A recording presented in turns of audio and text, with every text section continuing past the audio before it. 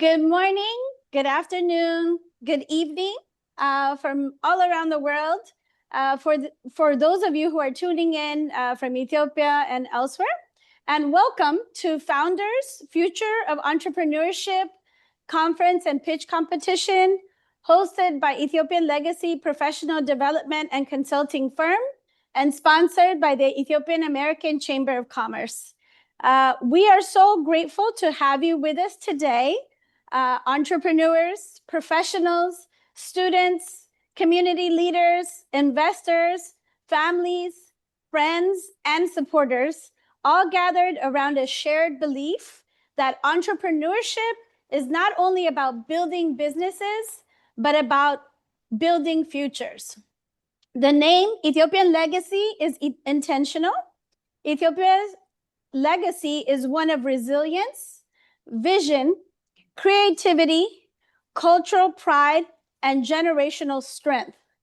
It is the legacy of builders, innovators, scholars, farmers, artists, leaders, merchants, and change makers who have always found ways to create, adapt, and rise, often against extraordinary odds.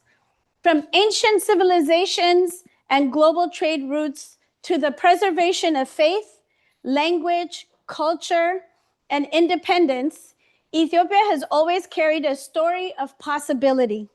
It is a story rooted in heritage, but it is also a story that calls us forward.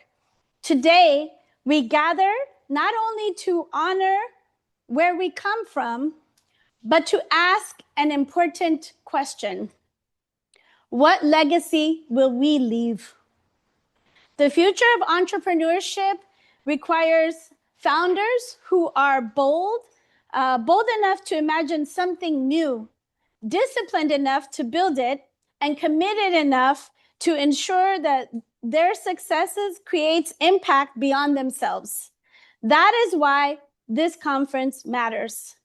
Today is about celebrating entrepreneurs who are solving problems, creating opportunities, expanding representation, and strengthening communities. It is about recognizing that the next great idea may come from someone in this room or Zoom. The next business that creates jobs, transforms lives, uplifts Ethiopia, empowers the diaspora, or changes an industry may begin with one courageous step, one meaningful connection, or one pitch. At Ethiopian Legacy, our mission is to empower people to elevate their potential and excel in the future of work, education, entrepreneurship, and leadership. We believe legacy is not something we simply inherit. Legacy is something we build. And we build it through the businesses we launch, the people we mentor, the communities we serve, the stories we tell, and the doors we open for those coming behind us.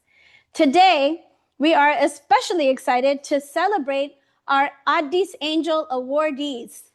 Hear from inspiring speakers, engage with visionary founders, and witness entrepreneurs share their ideas through our pitch competition. Each person represented in today's program reminds us that impact can take many forms through education, innovation, culture, social enterprise, investment mentorship, and community building. So as we begin, I invite each of you to be fully present, listen for ideas that challenge you, connect with people you did not know before, support the founders who are brave enough to share their vision, and most importantly, consider the role you can play in shaping the future we all hope to see, because the legacy of Ethiopia is not only behind us, it is in the room, in the Zoom, it is in our ideas, it is in our courage, it is in our responsibility to build something that our that outlives us. Thank you for being part of Founders. We are honored to have you here, and we look forward to an inspiring, meaningful, and energizing experience together. Welcome. So now I'd like to walk you through the agenda for the remaining portion of the program, which we will turn the slide to next. It's the other image. It's the other PowerPoint. It's a PowerPoint. There you go at the bottom.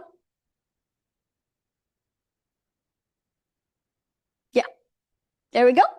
And if you just want to display the full, yep, there you go. Thank you so much. So for the remainder of the program, we're actually going to kick things off with the pitch competition. Then we'll have a keynote address by Gail Northrup on embedding social impact in entrepreneurship. We'll announce the pitch competition winner, and then we'll award our Addis Angels social enterprise founders that we are recognizing today. And then the last hour will be spent on our Saturday brunch, for those of you who are in here. There's a brunch here prepared for you. And for those of you who are on the Zoom, you may want to stick around and network with one another. So without further ado, we want to call up as Yosef Abate in? Yes. So our first presenter is Afri Legal AI. So if I can have Yosef come forward and share your screen, we'll have you do the pitch first. And as a reminder, each team has 10 minutes to present and 5 minutes for Q&A. And so we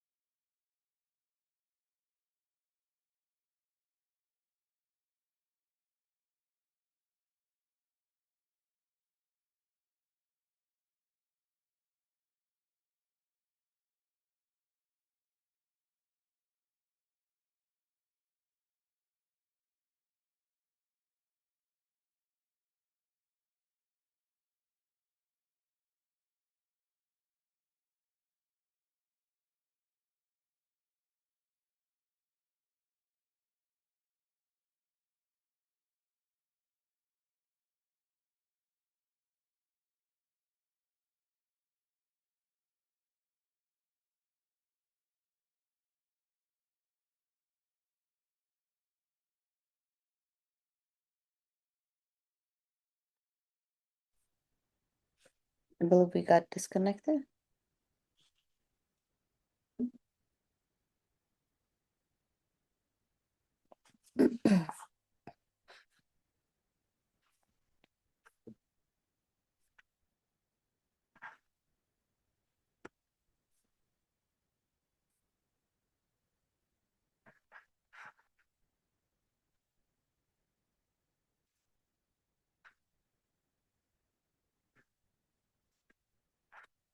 You're on mute, Jonas.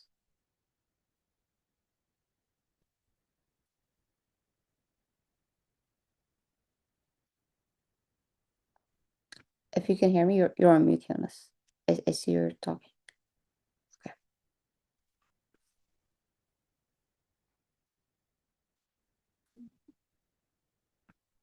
to share your screen, Yosef?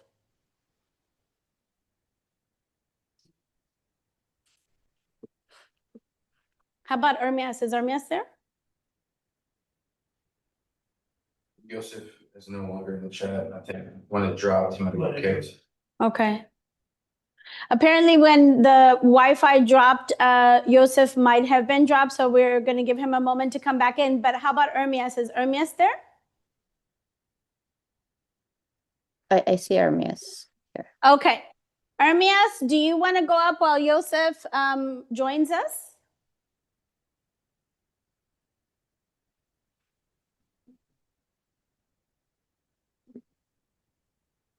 Did you unmute him? I gave permission.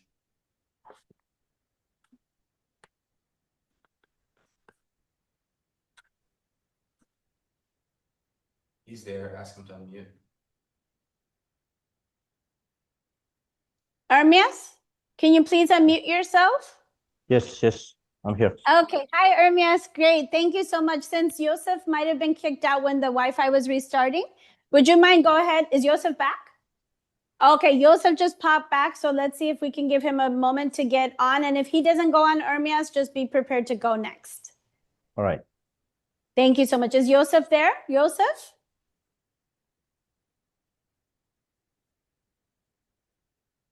Okay. Hello, can you hear me? Hi, Joseph. Yes, we can hear you. We're going to actually project in the room here. Thank you for your patience with all our technical difficulties this morning, but we're really excited to have all of our pitch competition presenters here. And we'd like to kick it off with you. Bata, would you mind sharing or minimizing the screen so he can share his screen? Okay, can you share your screen, please, Joseph?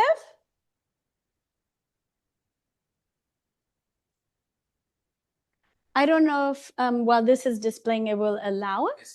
Oh, okay. Okay, perfect. So thank you, Joseph. Perfect. So you want to go ahead and share your slides, or do you want us to share your slides, Joseph? You are on mute, Joseph.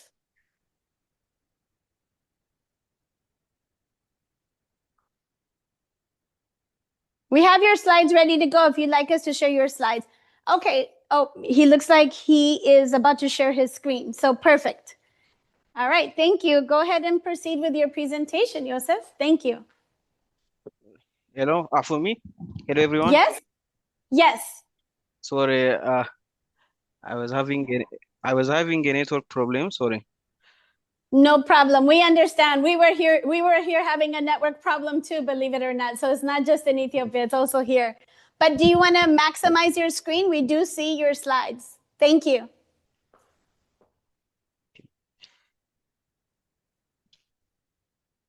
Is that visible now? Is that okay? Yes, it is. Okay. So everyone, thank you. Thank you for this opportunity. It's a great conference for us. I want to say thank you. And I am a founder of AfriLegal AI. So it's a new startup in Ethiopia. So my name is Yosef Balabata. I'm an electrical and computer engineer, and I used to work at PepsiCo and at elsewhere Electric. So I was working in industries. So AfriLegal is a company. It's a startup currently working on legal related issues. So uh, we I started this startup because of a problem I faced. So when I was working in a company, I don't want to mention, but there was a issue related to HR, and I want to get connect with a lawyer, but it's the fee is very difficult in that time. So I lost what I have to do. So that was the problem, and starting from that period, I start looking for opportunities. So the problem, a statement of problem is there is high legal fees in Ethiopia and Africa, and there is long distance to courts, for example, in rural areas of Ethiopia, and we have a low legal literacy and verified online lawyers and difficult to get law firms. These are the problems in Ethiopia and all over Africa. So we gather a lot of real stories starting from Ethiopia. So we want to look at rural Ethiopia. So in rural Ethiopia, there is difficulty in getting courts and lawyers. There is no access to courts. So, but there are a lot of issues related to laws like land dispute, marriage. That's kind of issues are in rural of Ethiopia. And we gathered information, online information, looking other African countries like Lagos, Nairobi, and Lusaka, and we have a lot of problems in these countries because our startup is not just for Ethiopia; it's for all of Africa. Uh, we we did a search because we start this startup. So what we got is like only 13% population of Africans are aware of legal procedures and are aware of lawyers. So they don't know where to go. That's the real problem. So when it comes to opportunity, we have 1.4 billion people in Africa totally. So we can reach out to all of peoples. So there is a lot of users. Then we have growing smartphone, like digitally today in this world, digital system is very good. So that's an opportunity for us. And we have a rising demand for legal access. That's another opportunity. And there is a digital justice gap remains open because now when see it's a face-to-face legal system in Ethiopia, for example, digitally getting a law support and law system is very unfortunately there is it's almost zero. So these are our opportunities. When come to our solution, AfriLegal AI is AI guided legal support. It's automated legal. It generate automated legal documents, and there are verified law firms across Africa. There are a lot of verified law firms, so we want to work with them. And the another benefit is it's multilingual. Language. Like when I say we have more than 20 languages on this system. The another one is verified lawyers. We don't just work with lawyers, like we verify their documents, verify their papers. After that, we do business with them. So that's what we do. So how it works? So first of all, any customer can ask legal questions. So this AI model can answer a legal questions. And we have verified lawyers, as you saw. Now currently, for example, in Ethiopia already have 2 lawyers. So they spoke a lot of, they spoke different languages. For example, Amharic, Afan Oromo, Tigrinya, because we want to reach to uh, all people, all consumers like who can't speak Amharic or English. So that's what we are doing currently. So the system work asking a question. After that, the AI model generate answer based on we already have a lot of documents in online and hard copy, like proclamation laws, criminal laws, so constitution. All of these documents they are developed. So we are doing on that one and on these documents. So for value, this model can be used for individuals. They can access it. It's very affordable and it's very easy to use. And business, so they can check for legal questions. Any business can check for legal questions. They can check for documents. And lawyers, they can work with clients and they can do business with us. So, and law firms, they can also do business with us. So why now? The question is why we need this startup? Because currently we are in digital transformation. So we have to go to digital businesses and we have to make it digital. That's the first one. Second one is using AI. It's very essential in this time. We have to go to AI adaptation. Another one is it's a very it's overloaded legal system is are currently being so in Ethiopia, the legal system, if you see in Ethiopia, the legal system is not clear.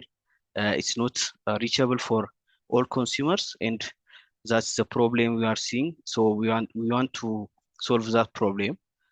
So this is the reason the market, when it come to market landscape, so currently we have like law firms in office, but it's not digital. That's the problem. There is no digital systems in Ethiopia, for example, related to law systems. So the gap is there is no Ethiopia and Africa-based legal system, AI legal system, and there is no verified lawyers platform. So that's the problem currently we are facing, and we want to do on this market, based on this market.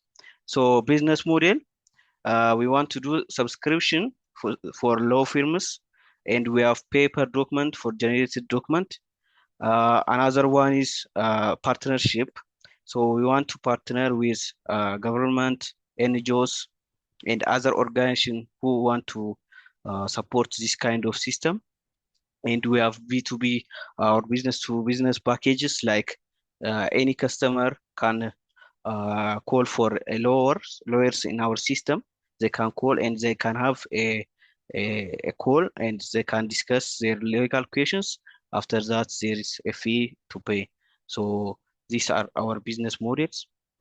So, and our advantage is it's multi language. We use a lot of African languages on this system. There are a verified lawyers. That's the advantage. And it's a pan-African, just it's not just for one country. It's for all of Africans. That's our advantage. When come to technologies, so we use a large language model. So currently we are using even a free model. So, and the system work as RAG. So it's do document analyze, and after that these documents are like legal proclamation laws, constitution, criminal laws, family laws. So as a model search for equation, and it answer for our customers. That's how the system work. We have a web and mobile app currently. So, and we have currently we are using English and Amharic languages. So we want to diversify all languages in Africa. That's how the technology works. So currently it's beta testers. So we are starting and we are testing with few customers, and a lot of lawyers are interested to work with us. Uh, that's very we are having a good feedback from lawyers. They are very interested to work with us. So we want to also partner with law firms. We are getting to law firms in Addis Ababa. So that's currently we are on this one. So our plan is to start from Ethiopia. Currently, that's what we are doing. Then we have three phases. First of all, we want to reach Ethiopia, then Kenya and Nigeria, because of we searched and there are a lot of consumers in these countries. After that, we have planned to go to phase 2 and phase 3. So that's all. Thank you very much.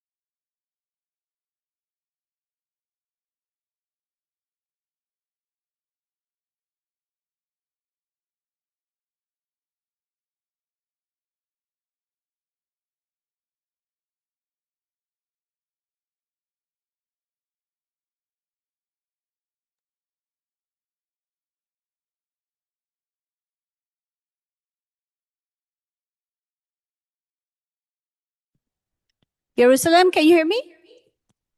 I can hear you now. Okay, perfect. So apparently the mic wasn't working for a second. Thank you so much for that presentation, Joseph. I know everyone applause. And then I was asking the judges to go ahead and start with your questions, and we'll do the introductions of the judges after our keynote speaker, right before we announce the winners. So go ahead and please ask your questions for 5 minutes.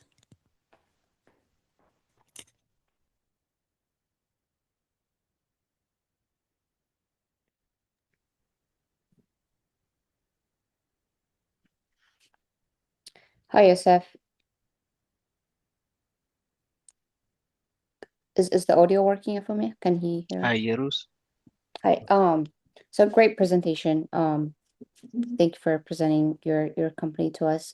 My question is like the time you're looking at seems very broad. You said like the first phase would be like Ethiopia, Kenya, and some other country. Are you looking, when you say Ethiopia, are you looking to concentrate on a certain area first and then expand, as working with lawyers and having a platform using AI and people would be uploading some personal information? There's a privacy issue. How are you trying to cover that when it comes to the platform? Okay. Thank you, Yerus. So our plan is when we say like Ethiopia, as you say, it's very vast. So we are focusing on type of lawyers. So as you saw on the presentation, we have lawyers from different regions. For example, we have from Oromia, who spoke Oromic language, and from Tigray, who spoke Tigray language. So that's how we planned, because it's very difficult to integrate a lot of languages and to get to a lot of consumers once. But through layers, we can get to them. And layers are not just new layers; they are already started on TikTok. So that they are very familiar to our consumers. So that's how we planned. Yeah. Okay, I think to clarify my question, it would be more of like, are you currently in testing mode or beta, or have you launched it and you currently have users?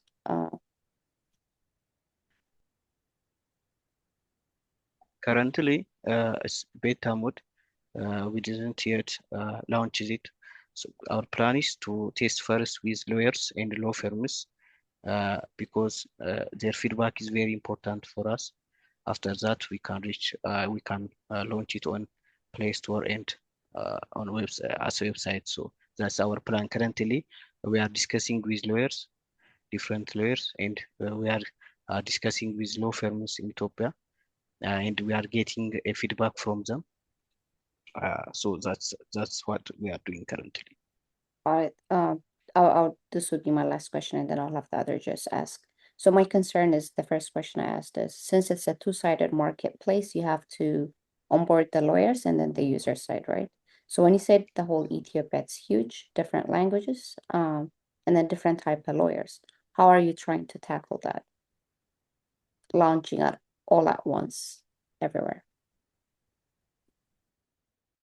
So as you said, it's difficult to get a lot of customers once and different kind of consumers once. But what we believe is using a right platforms like TikTok, for example, we can reach our consumers. And secondly, using, as I said, using different lawyers from different regions who spoke different languages.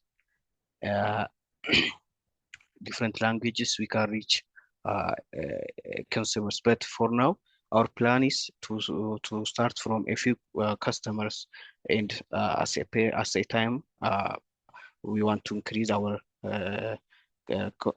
customers. So we have a plan for that one also. So that's the plan. Yeah, maybe it can answer your question. I don't know.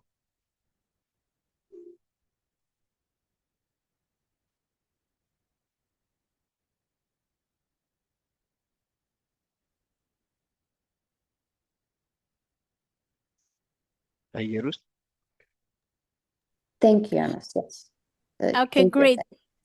Thank you. We can have other judges ask a question. We still have a couple of minutes left for the Q&A portion.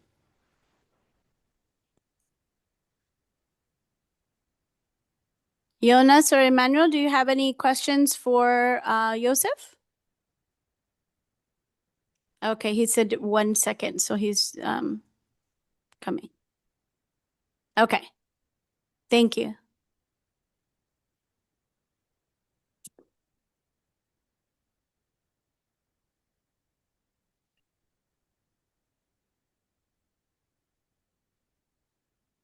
Oh, can you please unmute him?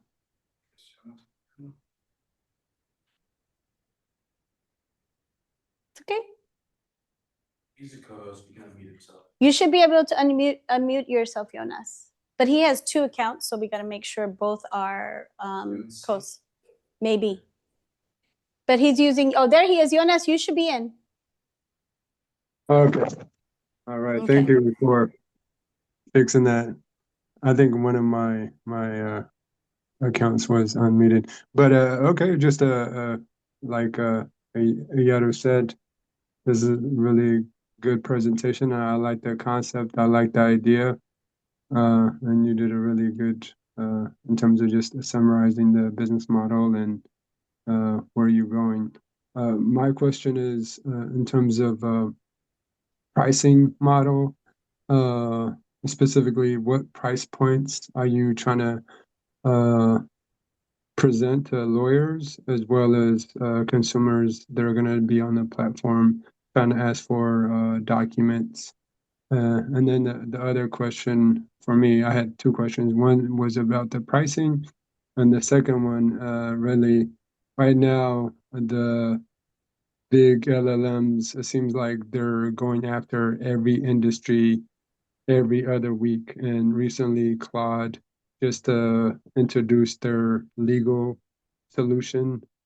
And so I'm going to see how you think about that and what you're going to do in order to defend your business when the big 4 or 3 or 5 come after that specific industry. Okay.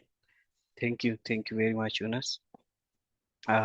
So for the first one, currently related to price, we want to start with as much as possible to be affordable, because our first target is to make a culture and to develop a culture that our customers have a digital system which they can get access to laws and lawyers.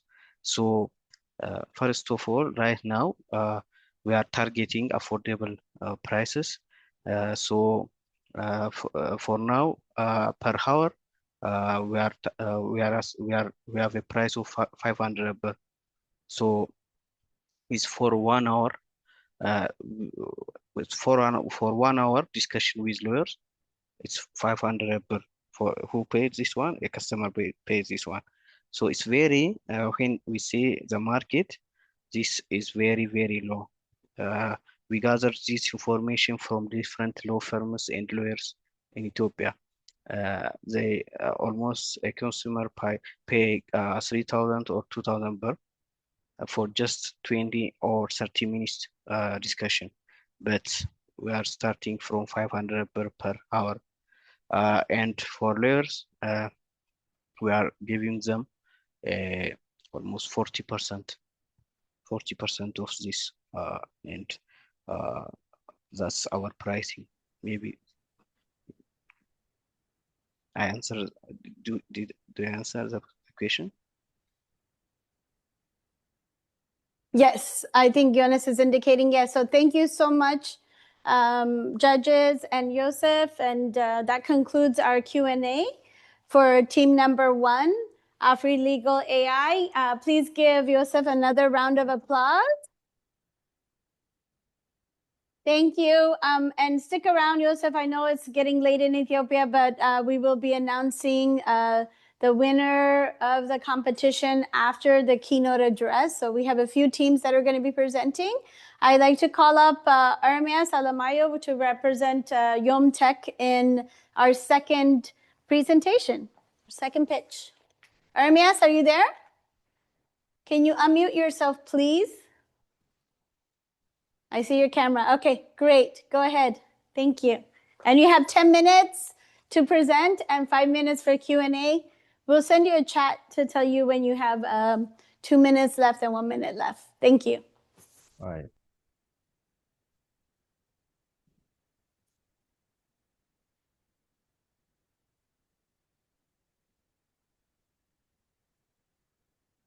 Okay, can you hear me?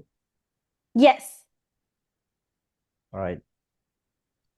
So, good evening, everyone.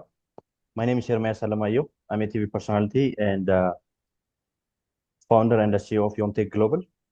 At Yomtech Global, we're trying to build solutions that empower Ethiopian youth and I think this way better. Okay, can you hear me now? Yes. All right. So, as I said earlier, my name is Jeremiah Salamayo. I am the founder and the CEO of Yomtech Global. It's a company, it's a technology and innovative company which try to empower Ethiopian youth and Africa at large with interconnected platforms. So, 2 years ago, I had a chance to work for an American company called National Cancer Institute as a freelancer from Addis Ababa. I used to get paid well. And I had a chance to join in that institute. That got me thinking that was a golden opportunity for me. From Ethiopian employees standard, I used to get paid well. At the same time, my friends, countless Ethiopians, used to struggle to find a job. So at the time, the only gap between them and me was practical skill, all right? That's where it comes, and we established Yomtech Global 2 years ago. This time, I'm having a bit. All right. As we all understand, this time, countless people are struggling to find a job. At the same time, companies are struggling to find talented and job-ready employee or the best candidate. So Yomtech Global is here to equip and solve and to bridge that gap between the talent and the job as well. Okay. At this time, nearly 40% of African companies, especially related technology companies, are struggling and they are about to collapse just because of their their lack of modernization ecosystem. And at the same time, more than 95 million Africans are struggling to find a job, and hundreds of millions are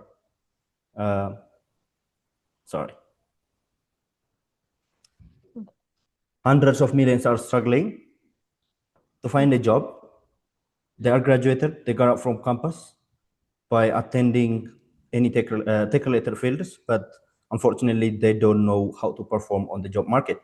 So at Yomtech Global, we are trying to solve those gaps by building interconnected ecosystems. The first one is our educational platform, Wabi Skills. The second one is our online job platform, Wabi Job.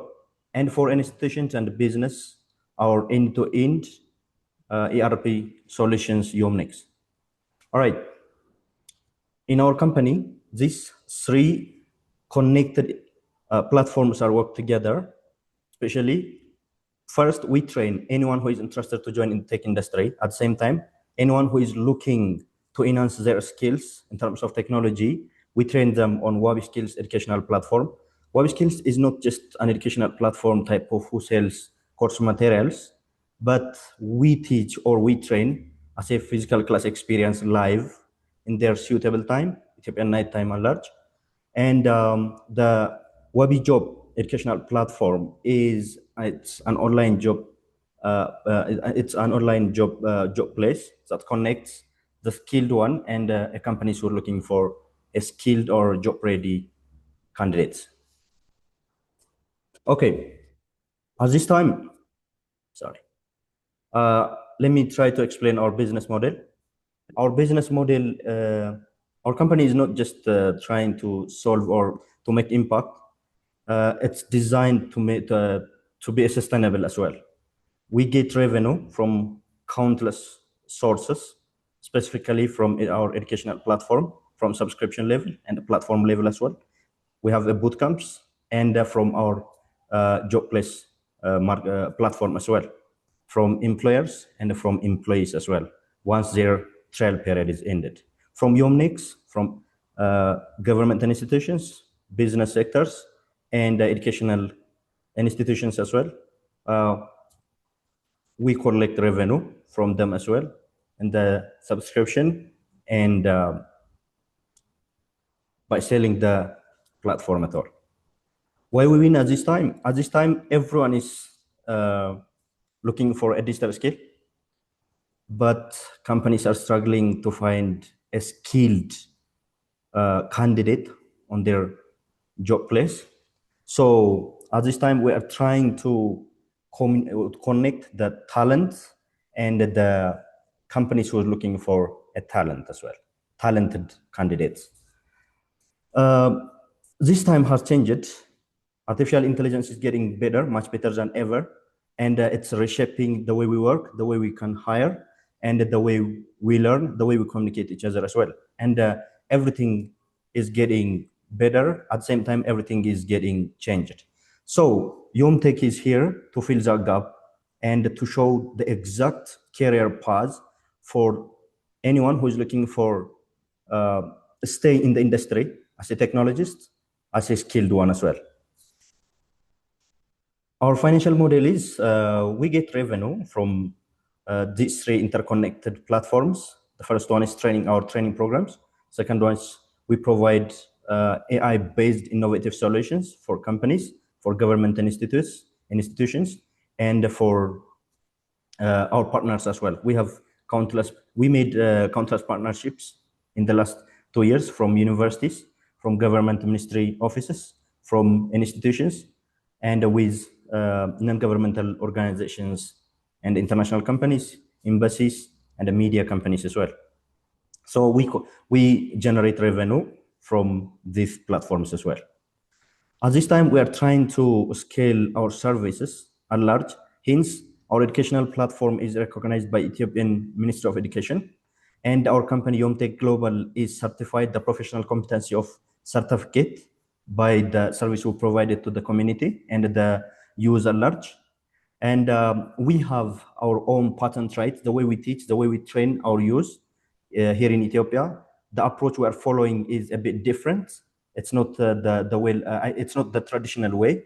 We train them. We provide daily follow-up approach in every bit of day. We track their progress. We have an assessment within both approaches, the formative and summative approach as well. And we award them a paid internship, whoever is gonna perform well during our training. And we provide every course materials in advance, pre-recorded videos, class notes, to-do list, projects, in every way we can. We're trying to help them, but that approach is a bit unique, and the curriculum itself has been designed by subject matter experts, the people who has experience in terms of developing curriculums, and at the same time, who understand the futuristic concepts of the education systems and who understand the current activities and the workforce opportunities and the industry demands as well. So in that way, our platform has been certified a patent right, and our platform safeties has been checked twice by one of the Ethiopian security institution, INSA, Information Security Administration. So we're trying to scale and we're trying to expand these services. Our ERP or Enterprise Resource Planning software has been recognized by Ethiopian startup, by Ethiopian Artificial Intelligence Institute, the startup department. Hence, it has been trained by the Ethiopian labors and the skills standard, the way we work. It has been developed from completely scratch by Ethiopian scenario, by Ethiopian workforce scenario, It supports local language. We designed it from completely scratch, and that's the way we are we are trying to expand those services in terms of marketing and in terms of collaboration with other companies as well.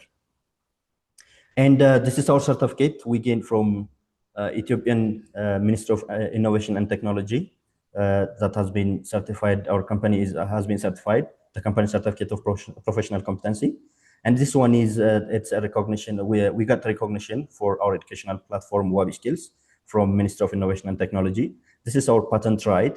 And this is our platform safety check from INSA.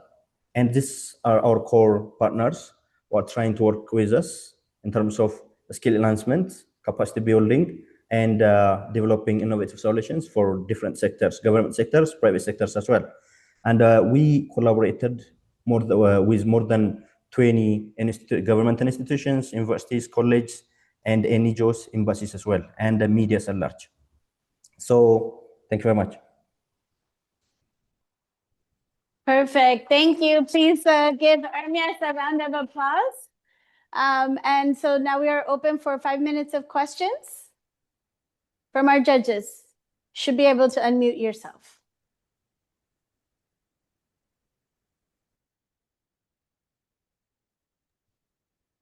Right. I'll go first, Jonas. Again, Aramis, great job in presenting your business model and your organization and your company as a whole. And I feel like that's really a need right now in the industry. There's a lot of disconnect between employers and people who want to be employed. I guess the same question in terms of if you could just define one of your customers and the pricing model, if you could just describe it to me again. And the same question as I did before as well.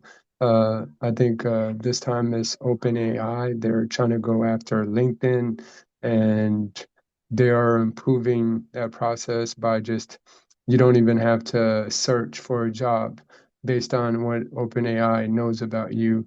They're going to recommend roles that are actually a fit for you. And so the same question as I did before, how do you want to compete with the LLMs, the 3 or 5 LLMs, and when they come under thinking about attacking your business model or your industry? I'm sorry, but could you repeat the second one? Oh, the second one to is plug my earphone. oh yeah, sorry. So the second one is pretty much when the big LLMs come under to attack your industry or try to compete with your industry, what is gonna make you different? I know you talked about you have a patent and you have a way to customize your educational material. And so if you could talk a little more about that. And yeah. Thank you. Okay. For the first one, I think your question seems to be, who is your target? I mean, who is your market target? Target market, I think, right? Yeah, target So market and pricing. Okay, in the pricing. Okay.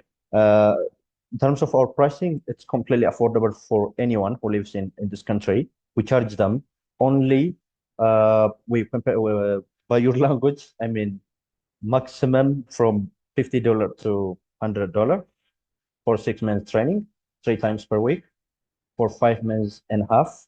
We train them live 3 times per week, keep in night time after 7:30 for an hour and a half. We provide every bit of their daily follow-up, and we track their progress each day, right?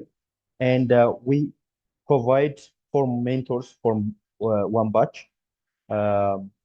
Hence, our approach is we follow one-to-many approach in one class between 40 to 80 students. So the price is between $50 to $100 for 6 months training.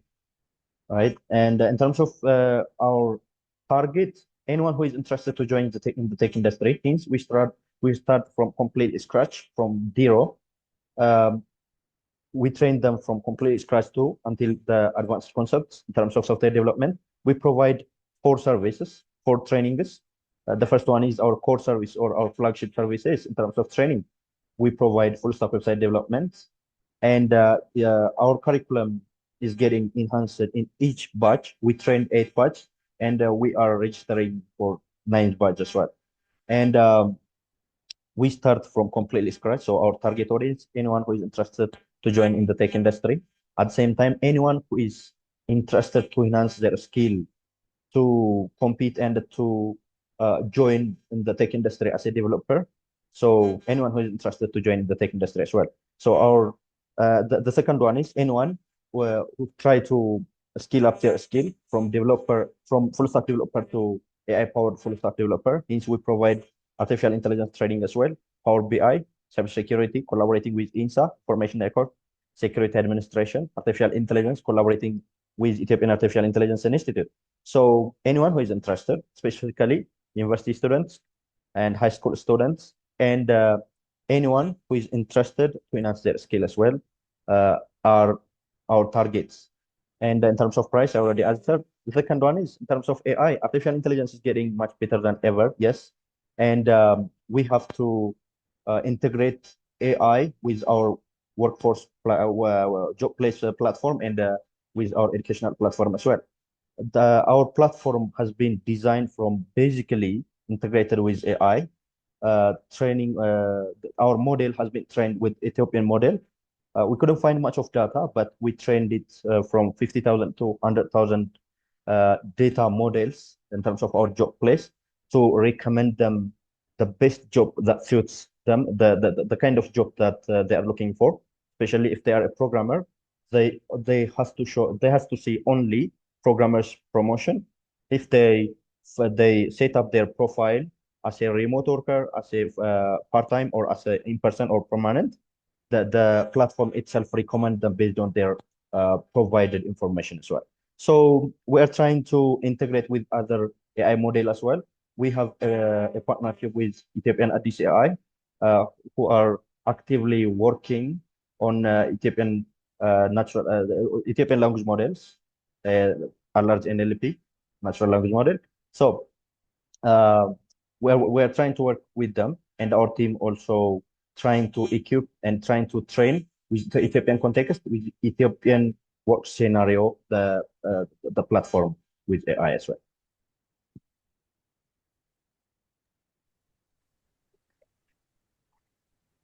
All right, thank you. That concludes our 5 minutes for Q&A. Please give Ermias a round of applause. Thank you. So I just want to check, is Alyssa here? I forgot to ask you because she was going to come present in person. Alyssa Porras? No? Okay. So our next presenter is actually in person. Her name is Ion Yigletu, and we're going to call her up to present Guzo Coffee. So please give her a round of applause as we pull up her deck. You should just be me look. No.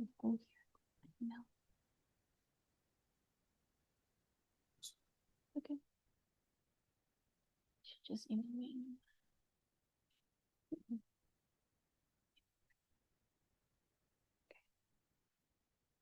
Okay. Over here. So you can just tell him, yeah. Do you want to test, is her mic working? Can you guys hear me? Hello. Hi.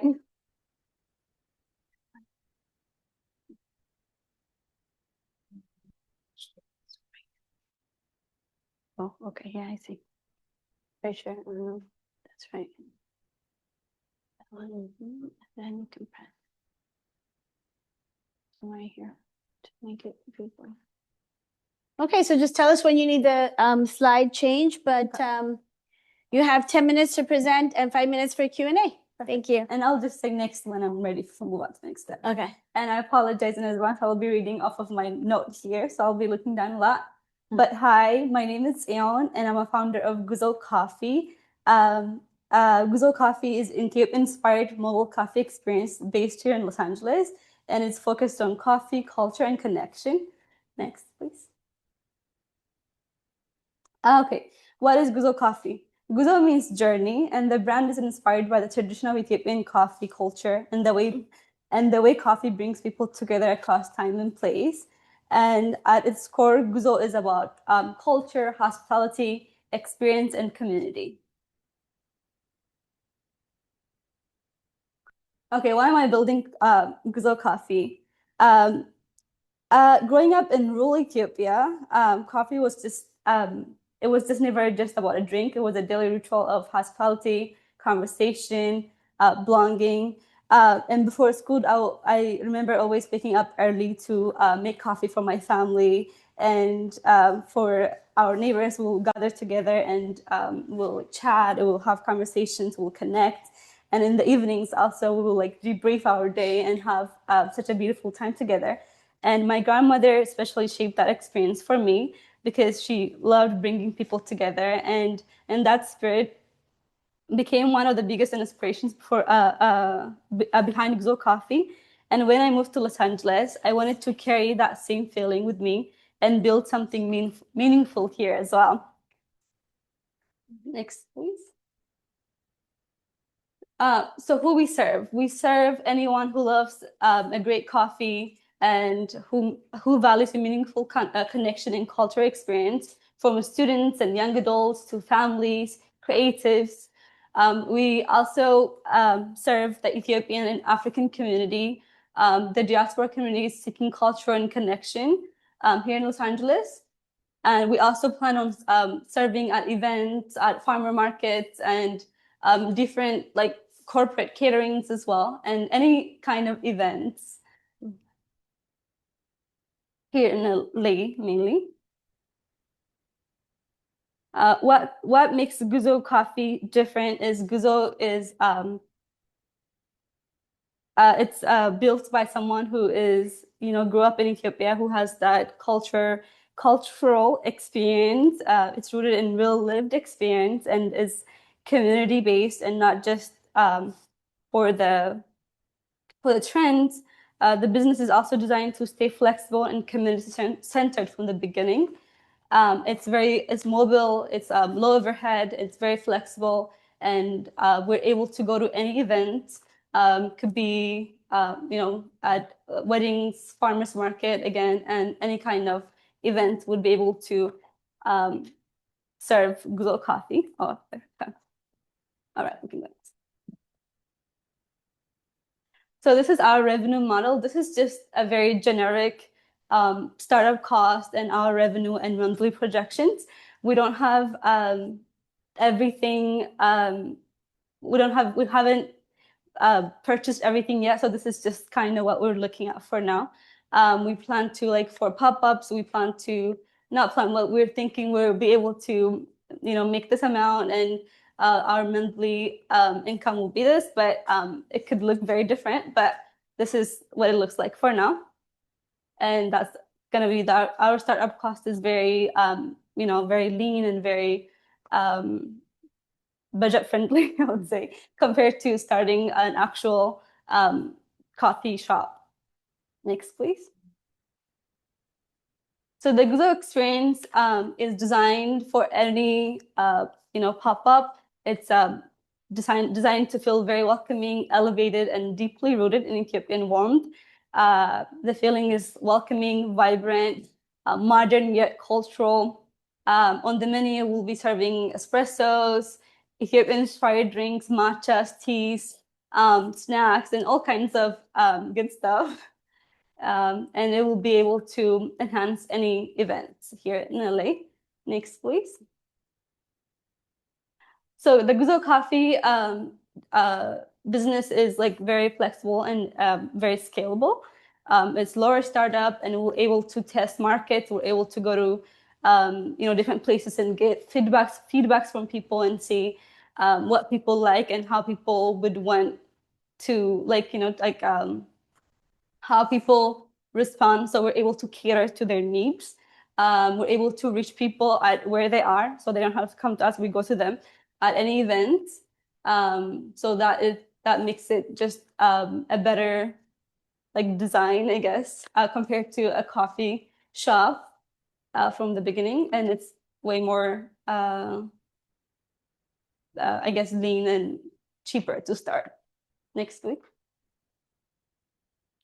Okay, from vision to reality. So Guzo is not just an idea. I've been training to be like to learn how to make the modern, I guess, like compared to the Ethiopian way of making coffee.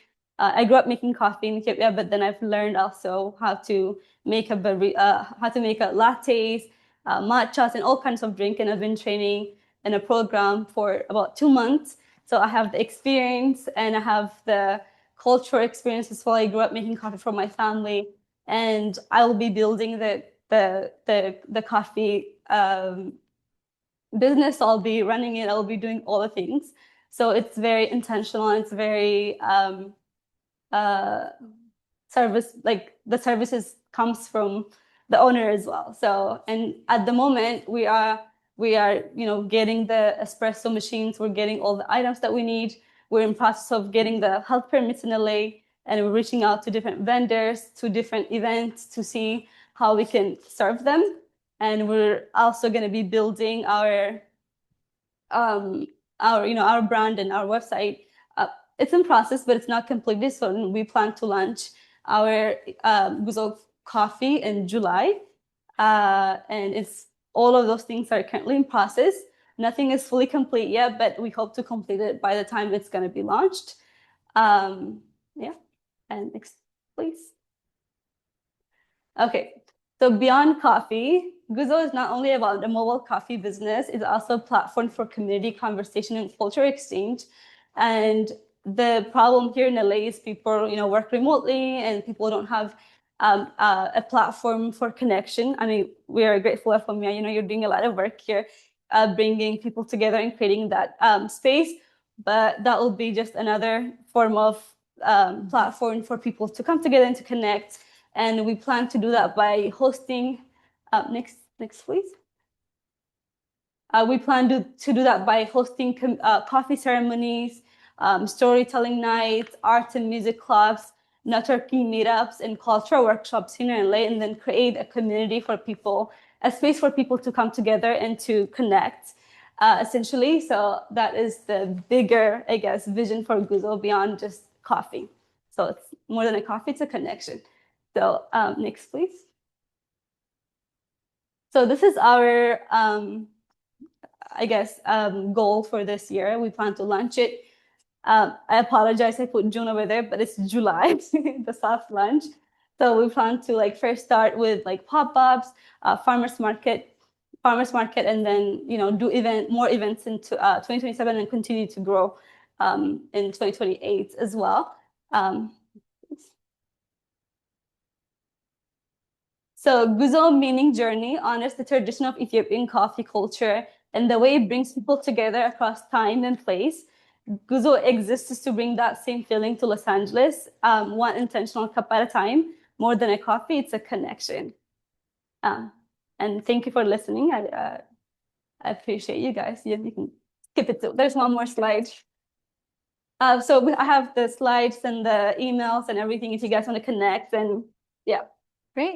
Yeah, thank you. Thank you so much. Please give Sion a round of applause. So now we'll have, yes, you can come up here because the judges are going to now ask you questions. So if you want to minimize the slide so that we can see the judges. And you can just look at the camera right there. Okay. They'll be able to see you. So if you want to stand right here, because you can see that they can see you. Yes. Okay. All right. So judges, take it away. You got 5 minutes. Thanks, Gil, for the presentation. Great. Now I'm craving coffee after your presentation. You owe me one. So my question is, you have described it well, all in all, but I wanted to understand what is the target market. Are you going after just the Ethiopian population here in the US, or would you also be going after others and provide the Ethiopian coffee ceremony experience? And would it be similar to the traditional or would it just be like coffee on a cart?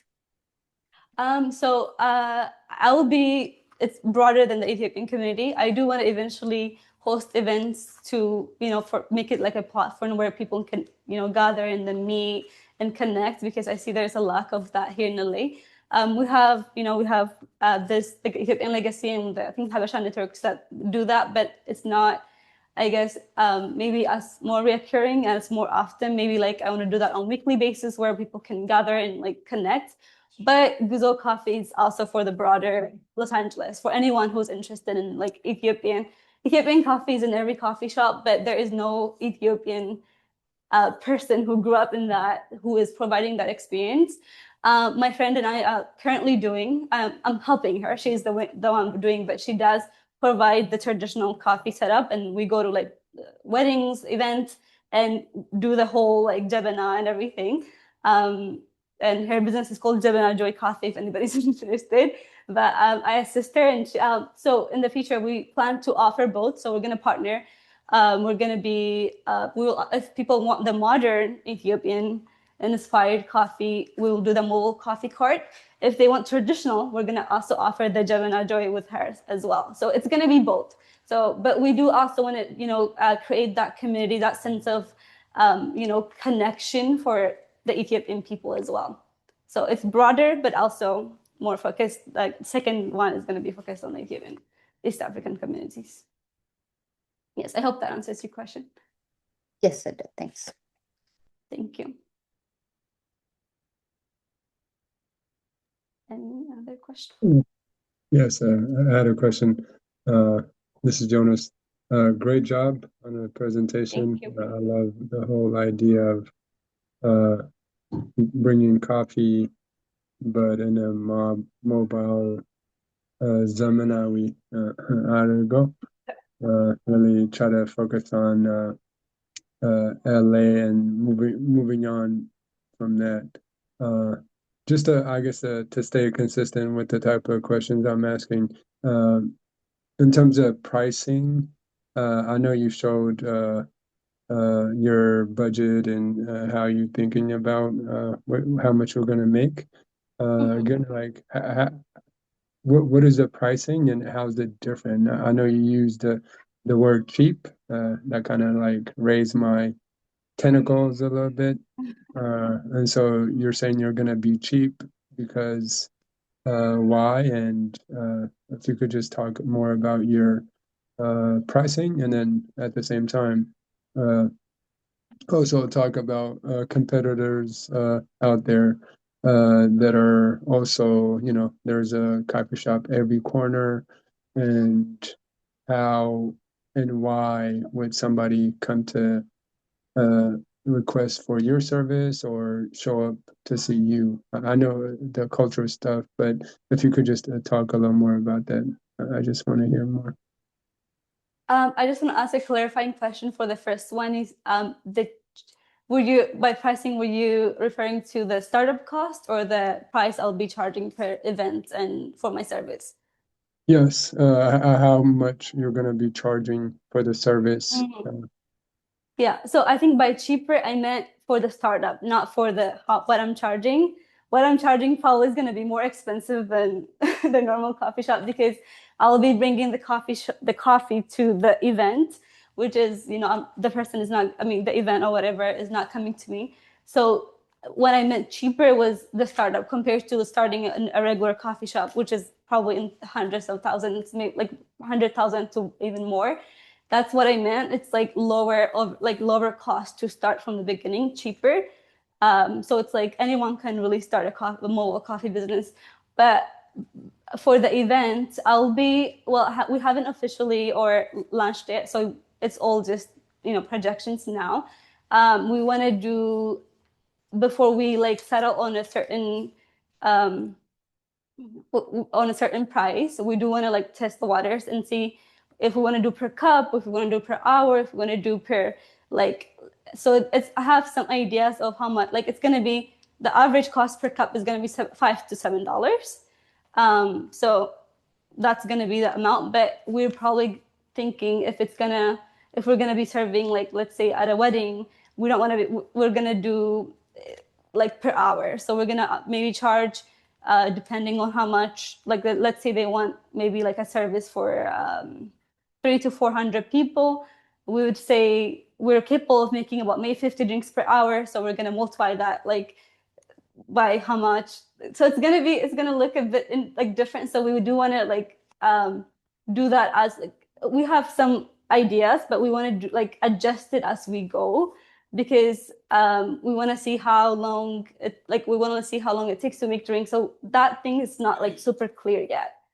So we plan to charge per hour, not per cup. So it's gonna be expensive. We're gonna charge also for our prep time before we go to the event and our breakdowns. That's gonna be a lot. And what makes me different from a regular coffee shop is we like take the coffee experience to the occasion, whether it's weddings, baby shower, any kinds of event people want to host. We bring the coffee shop experience to them, and they don't have to come to us. And then they get the same service. They get the amazing coffee. They get whatever they need. They get it there, and then we're able to enhance their event. So that's what makes us different. And there is not, to my knowledge, there is no Ethiopian-based. There is coffee carts in LA, across LA, but there's no Ethiopian-inspired or Ethiopian-owned coffee shops. Mobile coffee carts, to my knowledge. So that by itself, like there is not a whole lot of competition. So yeah, that's what makes Guzo Coffee different, I would say. Thank you so much. Yeah. Sorry, I hope that. All right. No, you're good. Thank you. Please give this Eon a round of applause. That concludes our last presentation. Thank you. And so that concludes our all of our presentations for the pitch competition. Now the judges are going to go out in a different, Bata is going to put you in a different breakout room so that you can deliberate while our keynote speaker delivers the keynote address.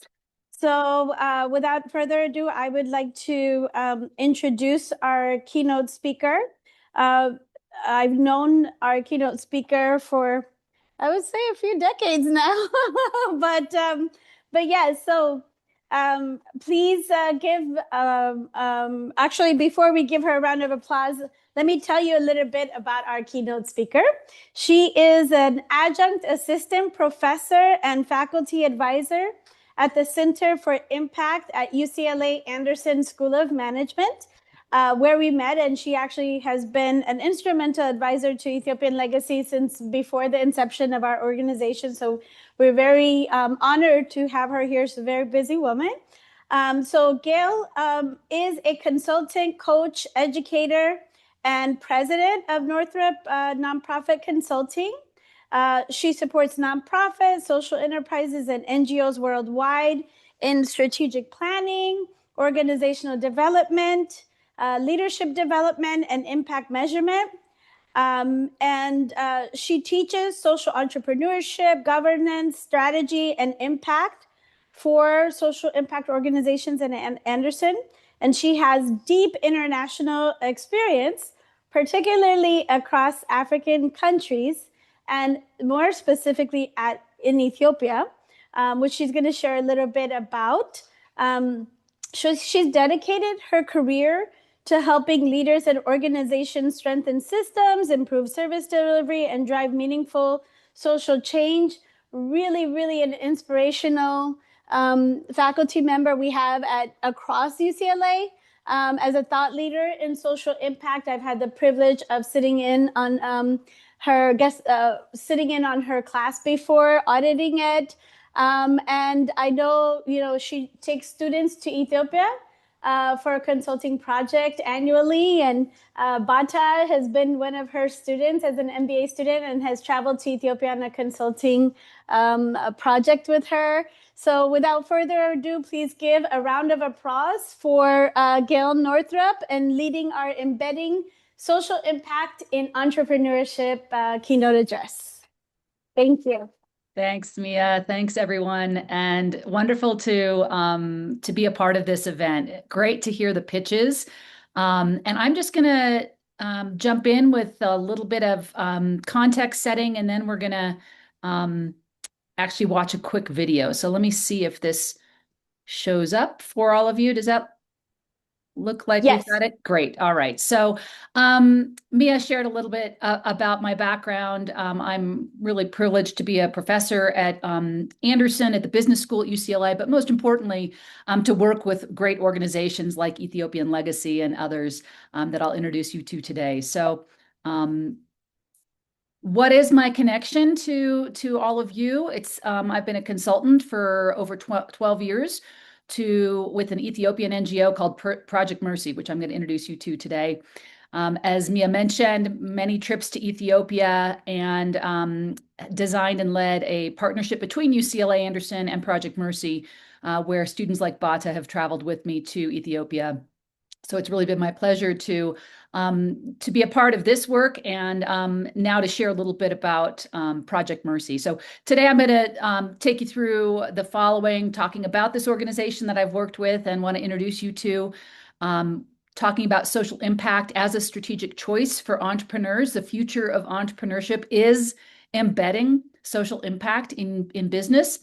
I'll share some terms. That's the academic side of me, the pracademic side, that will share some terms and some opportunities that I think might be relevant for the audience here. Talking about measuring social impact, and then sharing some practical ways to embed impact in your business now and moving forward. So here is a picture of some of my students at Project Mercy a few years ago. Project Mercy is in Yetabon, in the Garagi, if I'm pronouncing that, Garage area near Butajera. We travel to Addis Ababa and then take a bus to Yetabon and spend time there at the Project Mercy site. So here's a QR code if you'd like to take a look and be connected to Project Mercy's website. But better than that, I want to just share a brief video taking you with us to Yetabon and to meet Project Mercy. So let me see if I'm able to share my screen and share this video.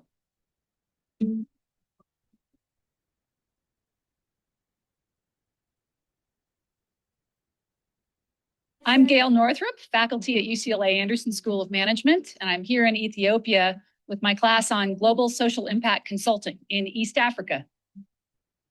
I've known Project Mercy for many years, 11 years now, and I think it's one of the most outstanding examples of community development, integrated, holistic, but mostly community-led.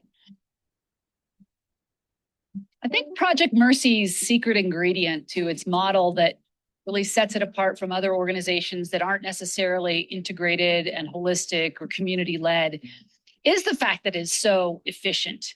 It's one of the things that attracted me to Project Mercy in the beginning, was trying to get the word out about this type of a model that is so much more cost-effective and efficient.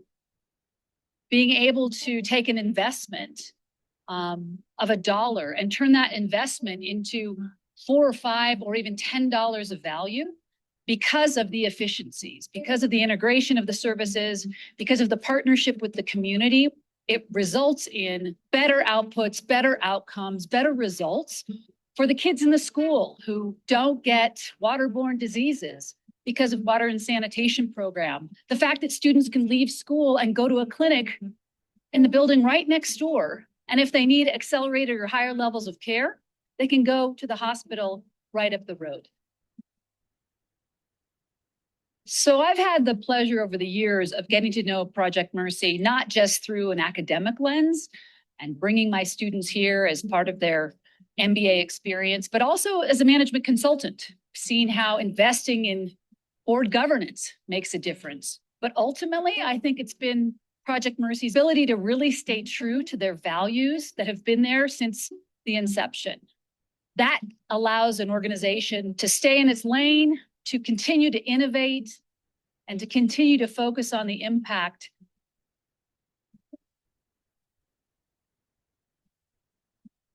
I think the person that really affected me the most this time wasn't a person that I even know their name. But there was this one little girl just kept coming up and saying, "Hi, what's your name?" and we would shake hands and I'd tell her my name. And then she'd run off. And then she'd come back again. Hi, what's your name? And she'd take off again and come back again. Because I think she was just so excited to see somebody from outside, but more importantly, to make a connection. And that just reminded me why we're here, what we're doing. I not only get the benefit of such a long-term relationship with an organization and being able to see it both through the lens of a consultant and an academic, but for me personally, it's the relationships that allowed for this course to come to life, that allow me to introduce Project Mercy to my students. And it shows my students the power of relationships.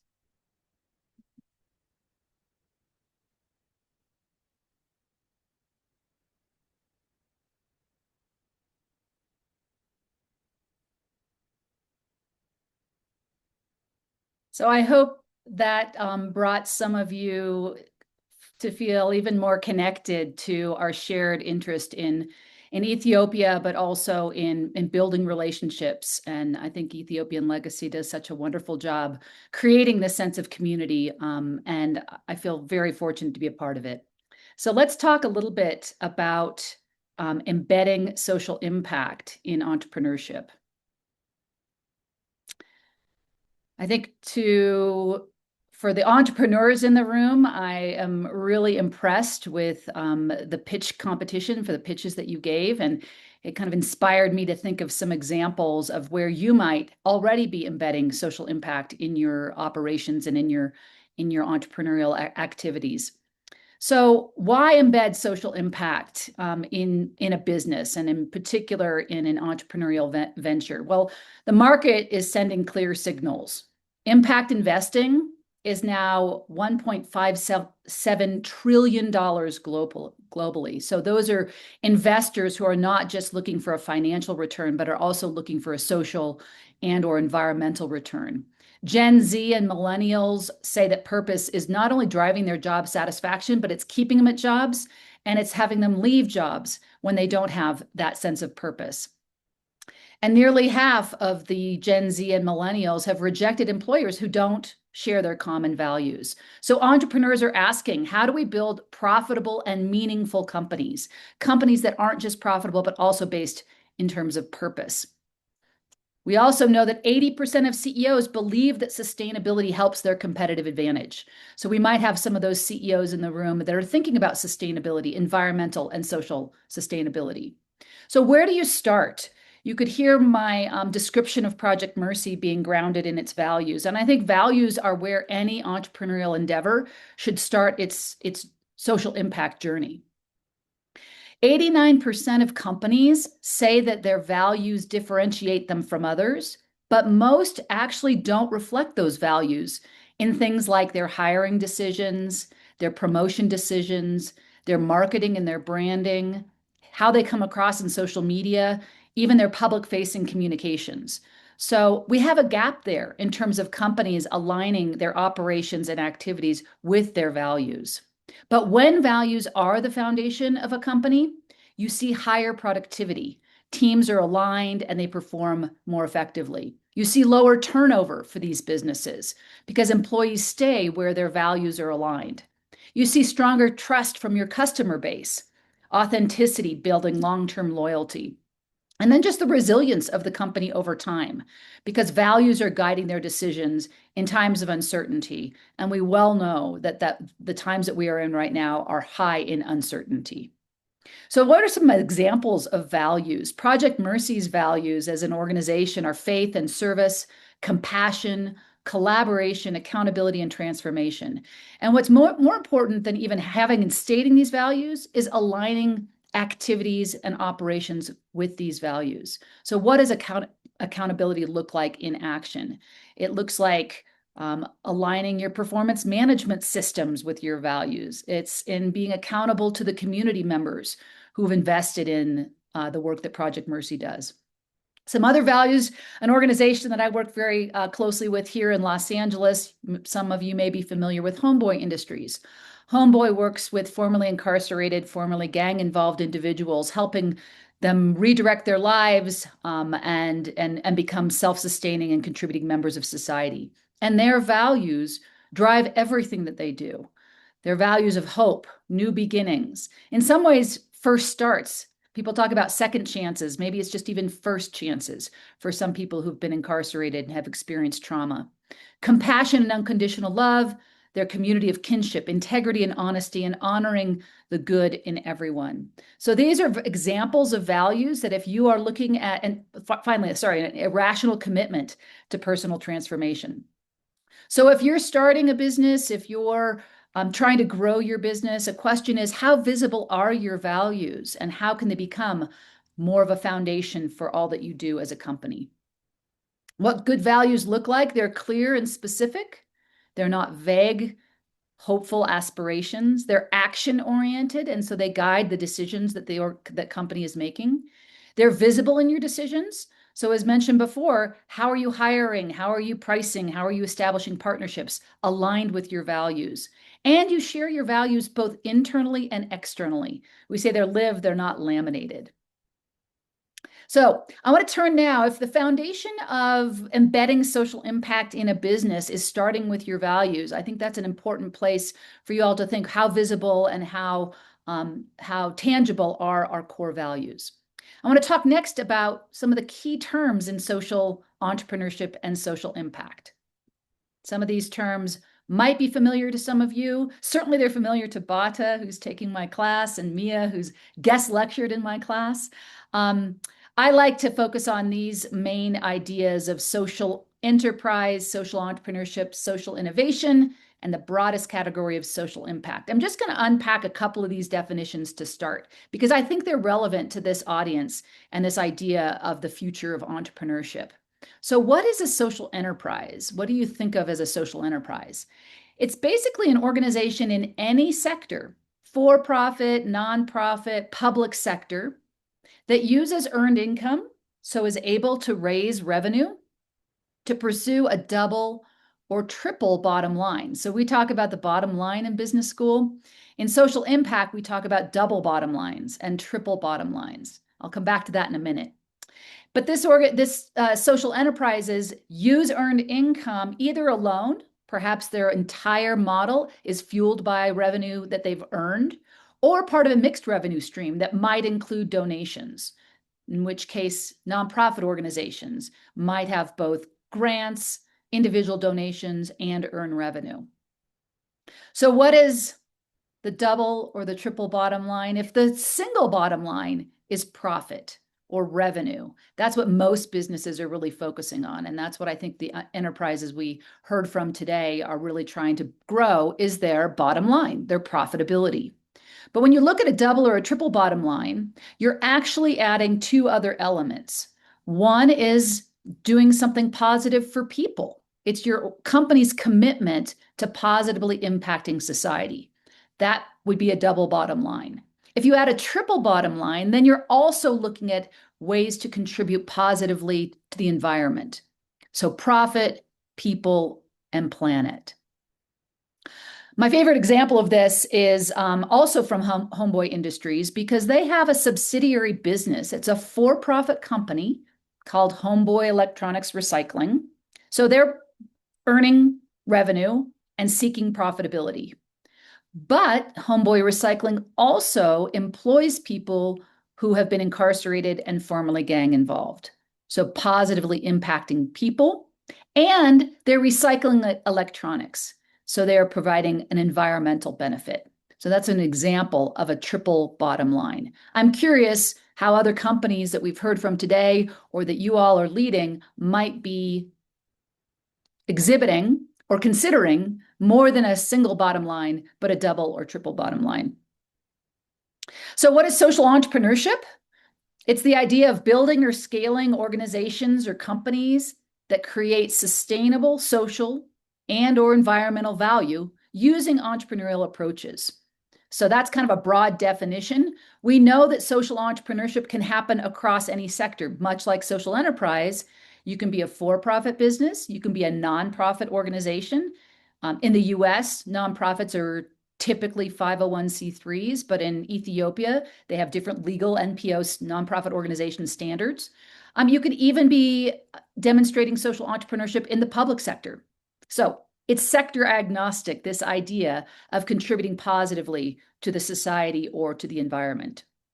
So I'm curious, who here is a social entrepreneur? What is a social entrepreneur? They're change agents. And you'll look at this definition here, and you'll see a lot of it is very similar to what an entrepreneur is. Pursuing opportunity relentlessly, innovating and adapting continuously, and acting boldly despite limited resources or constraints. That's typical definitions of an entrepreneur. But when you add to the social element, you have social entrepreneurs who are committing to create social value above all, above profitability. They want to be doing good for people and planet. And they hold themselves accountable for measurable outcomes. And that is really the key.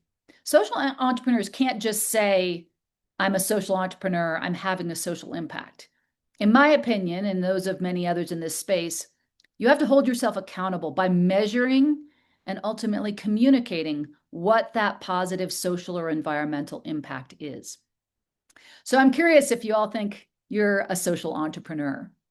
Social entrepreneurs, as I said, have to measure impact, not just state that they are making a positive change. So what does that look like? I'm just going to give you a brief high-level overview on how would you not only embed social impact in your business, but measure the impact that you're having.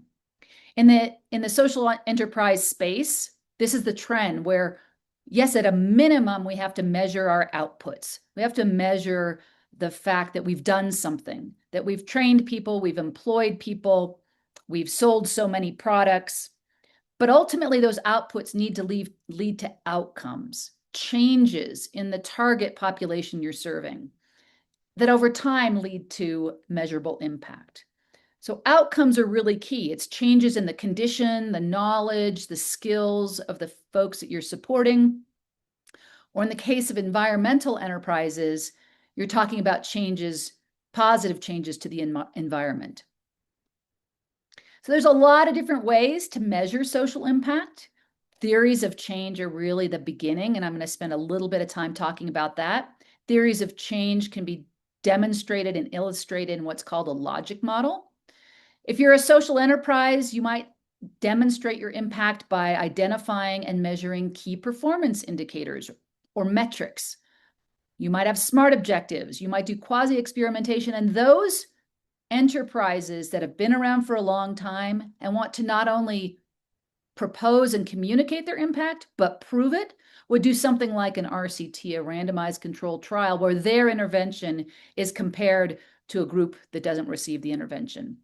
But fundamentally, any entrepreneur can become a social entrepreneur if you have embedded in your business positive social environmental impact and you articulate it in your theory of change. So what is a theory of change? It's a description of how you believe you're going to create positive social environmental impact in the world. It's sometimes articulated in the form of a logic model where you identify what are the resources you're using, what are the activities that you're doing, what are the outputs that are a result of those activities, and what are the outcomes and impact that those lead to over time. That's your theory of change. So what is Project Mercy's theory of change to bring that to light? They believe in scaling deep in the community that they work in, depth over breadth through their integrated and holistic model. They believe in self-sufficiency and sustainability of not only the organization, but the impact that they're having on the communities they work with. Community-led partnership, the land that they have built all of their programs on and all of their facilities on was given to them by the community members. The community members who said, we really would like a school. And they gave the land to Project Mercy to build the school. And they said, we really would like a clinic. And so they gave the facility space for the clinic. And they've given the land that they use for grazing cattle and for raising chickens and for conducting water and sanitation projects, because the community is deeply embedded in the partnership.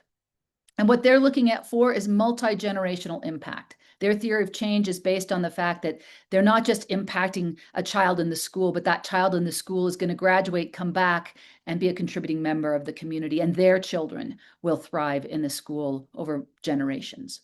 So that's an example of a theory of change with the organization I've introduced you to today, Project Mercy.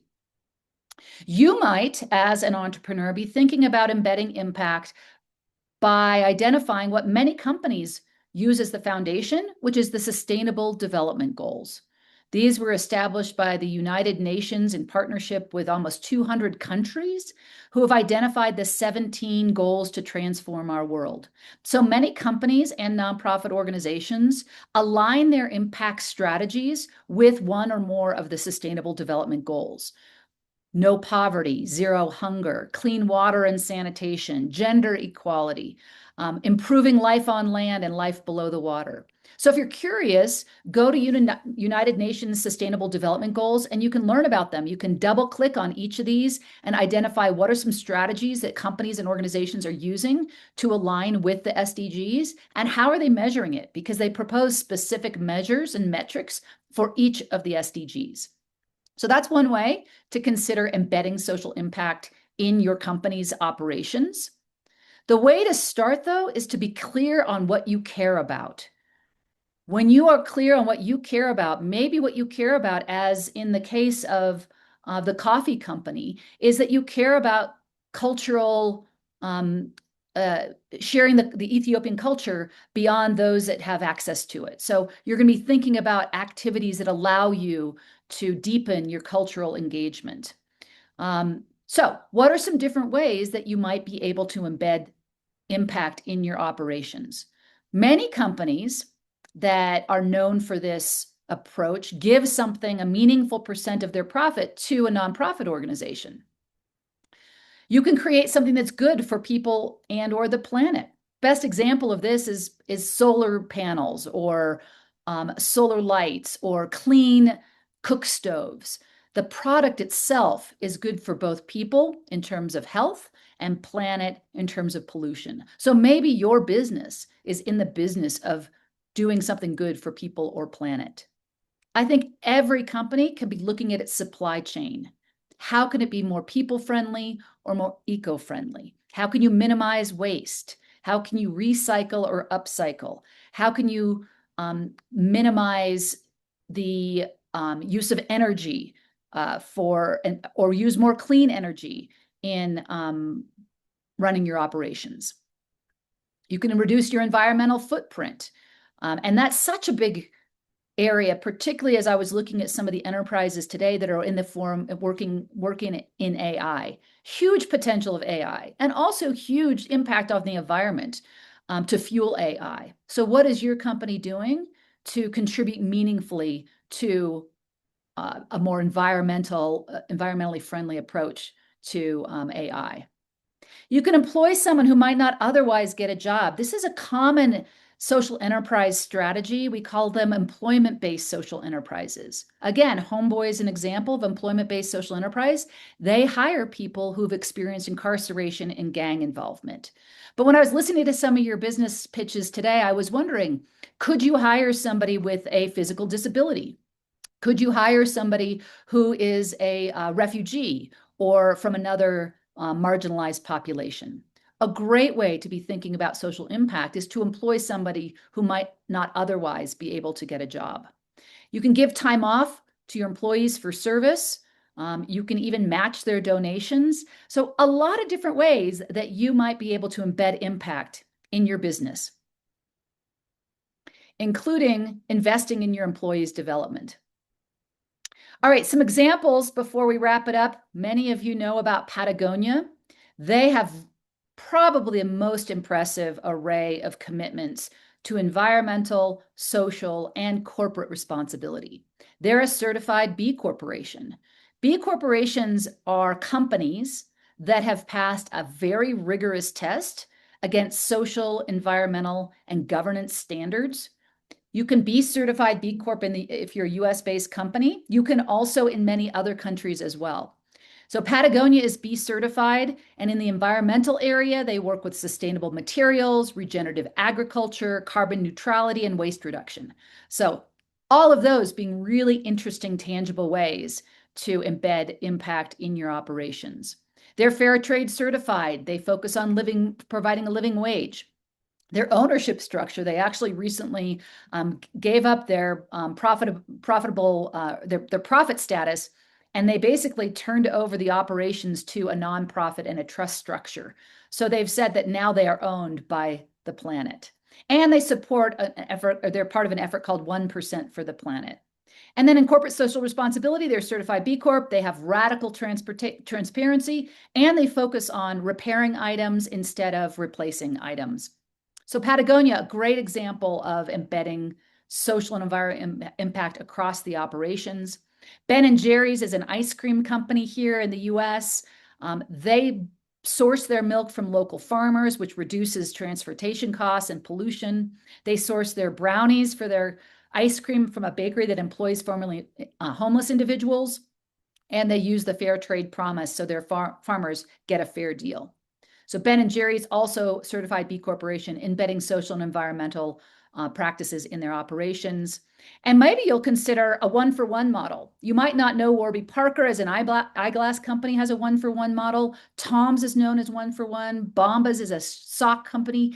Each of these companies donates one item for every item that they sell. So maybe you have an opportunity for every subscription that you sell for Africa Legal AI, you give a subscription to somebody who might not be able to pay. So one-for-one models being a really powerful corporate social responsibility strategy. So I wrap up by saying you don't have to do everything, but why not do something? Think about some of these ideas. Maybe it sparked your interest in learning more, but consider impact not as an add-on. It's a strategic choice that every entrepreneur can make and become a true social entrepreneur. So thank you. It's great to chat with all of you, and I hope you enjoy the rest of the conference.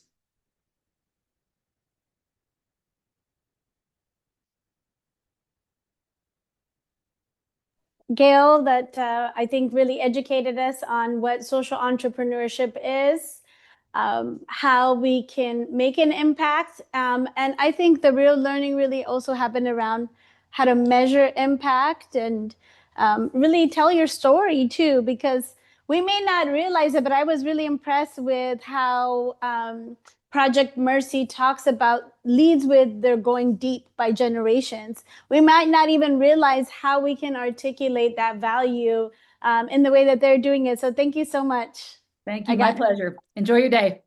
All right. Thank you. So that concludes our keynote address, and we will be moving towards announcing the winner of the pitch competition.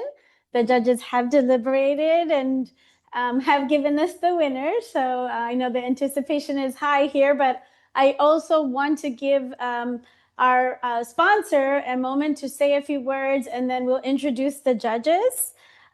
So our sponsor for the event, and more specifically for the pitch competition, is someone that I will be introducing. She is a community leader, an entrepreneur, a longtime advocate for Ethiopian culture, business, youth development, and community empowerment in Los Angeles.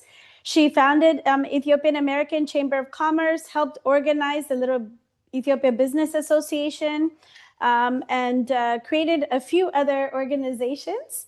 And so without further ado, I'd like to call up Nigus Lagessa with the Ethiopian American Chamber of Commerce that sponsored this pitch competition. Please give her a round of applause. Good morning. Can you hear me? Yes. Okay.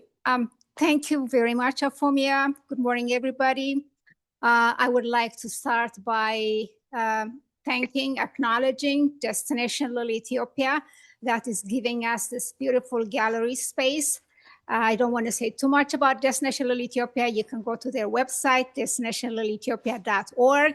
And the founder president is going to be honored today, so he might say something. Thank you. Mm-hmm. Ethiopian Legacy, thank you very much. We have worked with you quite a bit, and you've done a great job. We appreciate you. And I would like to thank the judges, the participants, the keynote speaker, and the people that you don't see that work in the back, but Jonathan and everybody that's here. So it is with great pleasure that we give the $500 prize by Ethiopian American Chamber of Commerce. We hope this money is well spent. It was donated to us, and we hope that it would make a difference to whoever is getting it. And I'm also excited to know who the winner is. All of them did a great job. And my personal wish is I hope somebody in Ethiopia gets it so that they can use it back home. This is my personal wish. Biased. Thank you very much. All right. Actually, I have my mic. Thank you so much. Yeah. You want me Thank- to still be here? You can, yeah, absolutely. All right. But okay, so at this moment, I'm just going to introduce the judges, and then we'll hand out the check.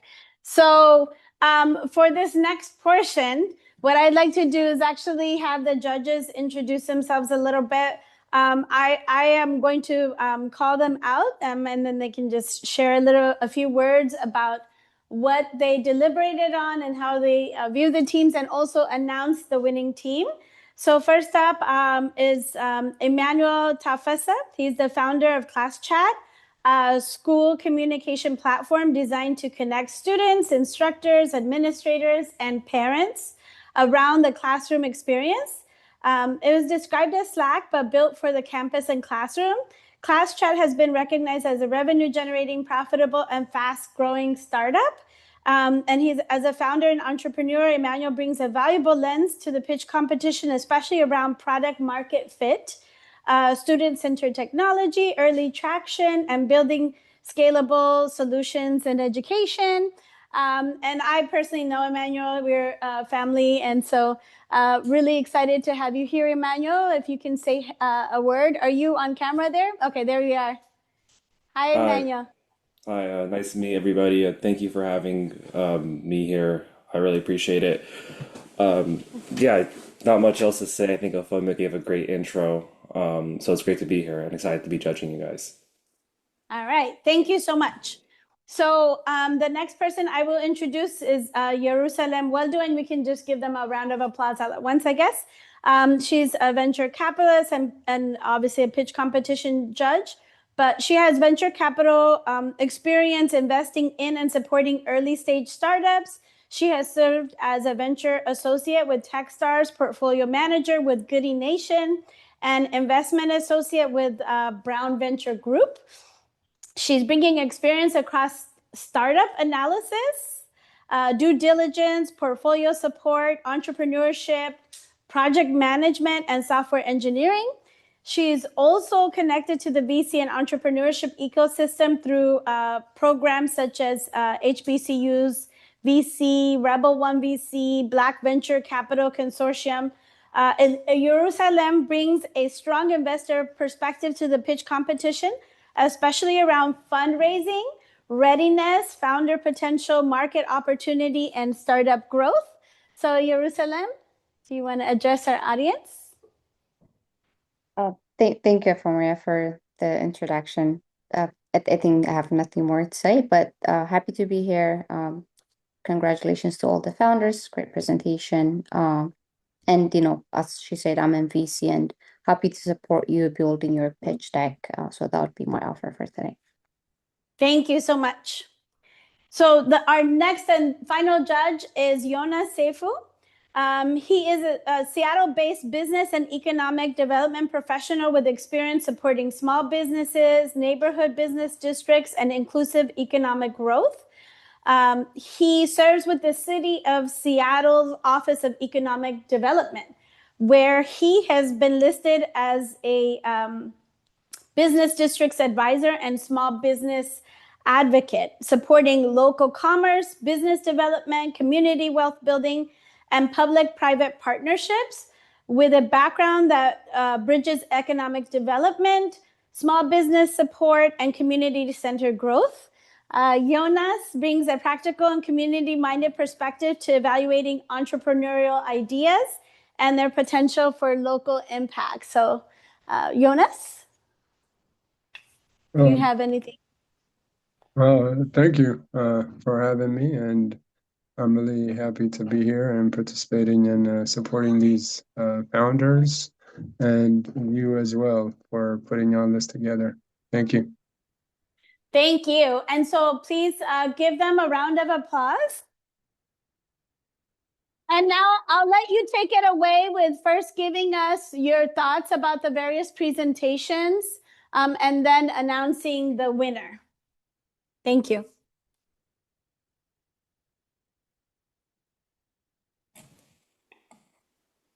Do you guys want me to go? Okay, great. Okay, so for the first presentation, we liked the concept and we thought, the problem is really painful, and we all agreed on that. That it would be very valuable for people, especially in Africa, to have access to democratized law information. Our biggest concern was the AI companies with lots of resources.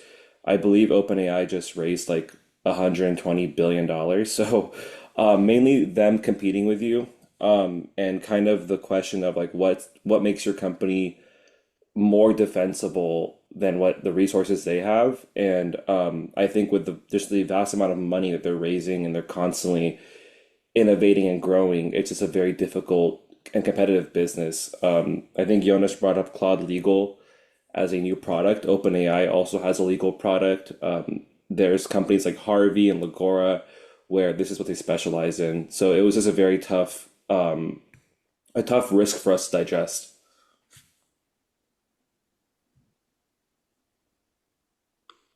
And for the second business, Yomtech, they're addressing a very important and timely problem, which is the youth unemployment in Ethiopia. Really appreciated that the platform is focused on helping young people gain practical skills, access to training, and also connect to job opportunities. As we all know, this is a huge issue. The one area of improvement that would be strengthening the competitive analysis would be talking about the existing platforms and training programs that exist in Addis, like Gabeya.com. We have Alex Ethiopia.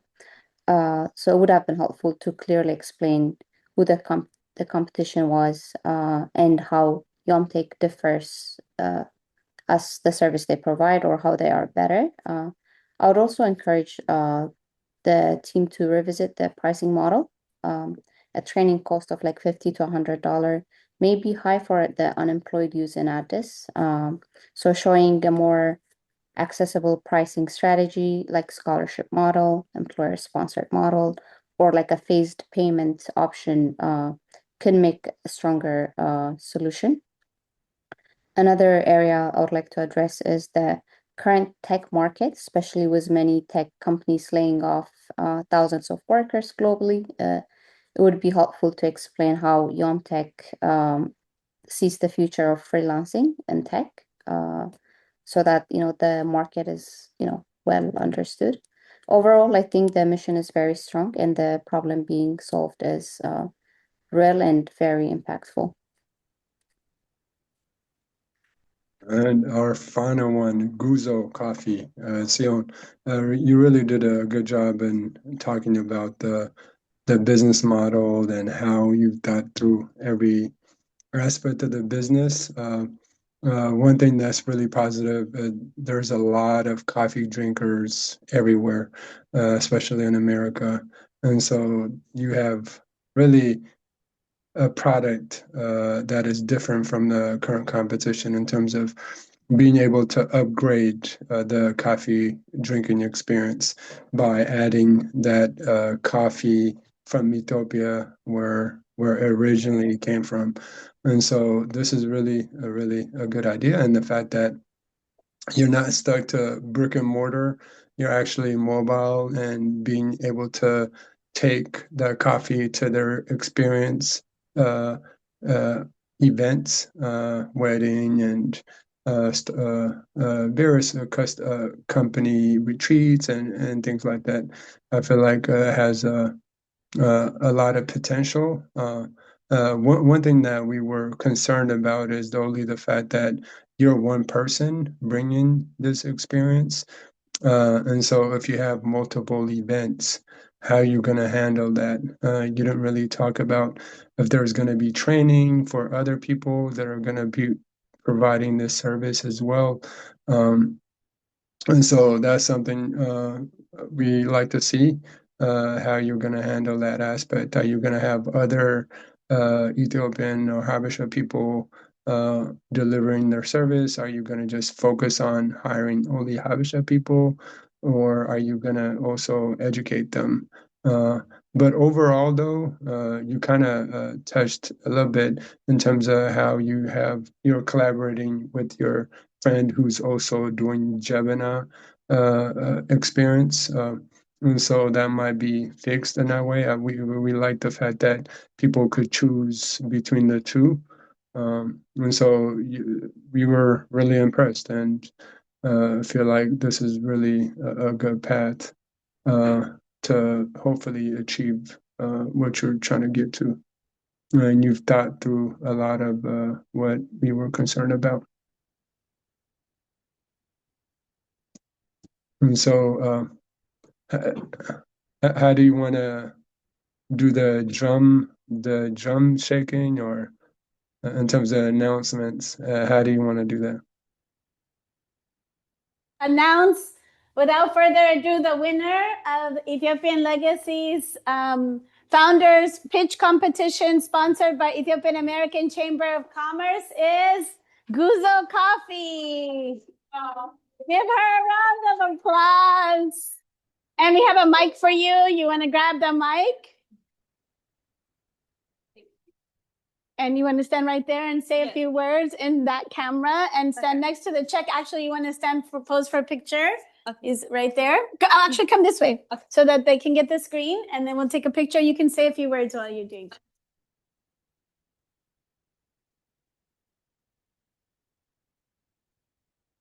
Thank you.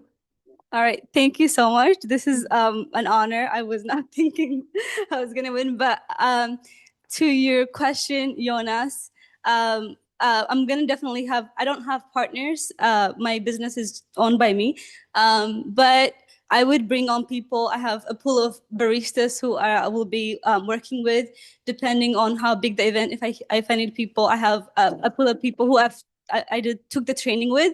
So I'm gonna definitely be bringing people on, but at first I'll be the one mainly serving the community. But I really appreciate for all the idea. I mean, all the things that you shared. I'm gonna be implementing some of the things that everyone say to the other groups as well, and everything as well. But thank you, I appreciate it. I'm a bit shocked. I did not think I was gonna win, but I appreciate it, and I hope to serve at your event. And I will have hopefully I'll have my QR code. So if you guys want to share for people here in LA, so please feel free to book us online. We'll have our website up, and I'll have my business card for the people who are here. But I appreciate it. Thank you so much. Well, deep down inside, I knew you were going to win. So I was wishing for people in Ethiopia to win, okay? Yeah, and we would have hired you next Wednesday because we're looking for a coffee cart. Really? Yeah, we do. We do both. We do traditional and also espresso. Wow. We are going to be at the new open D line on Fairfax, and we'll share. We're going to do the Ethiopian coffee ceremony. So we would have made some money. And also at this place here, especially Ethiopia, they hire. Oh, perfect. So yeah, you'll have your next 3 gigs here. Thank you. All right. And this is for you. With the real check to follow. Thank you so much. Thank you. Well, we appreciated all of the presentations. They were all great, but congratulations again to Guzo Coffee and Sioni Gletu. So this concludes our pitch competition and winner announcement. So we will be moving to our recognition of the Addis Angels Award honorees. And the first thing that we'd like to do is first call up our first recipient. And her name is Tigist Ferrede.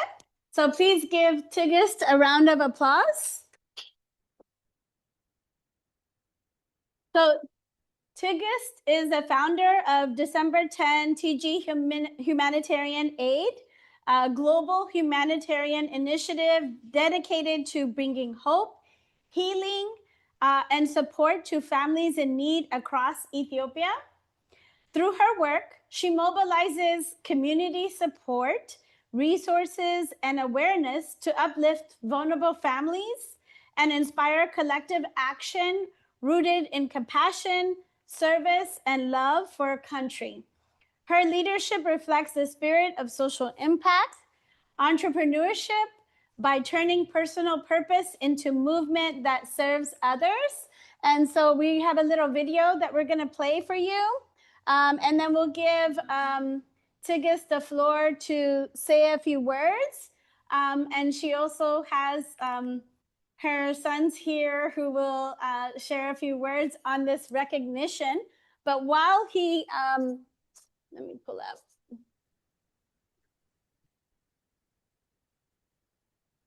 The award, the Addis Angels Award honoree is presented to Tigist Farada.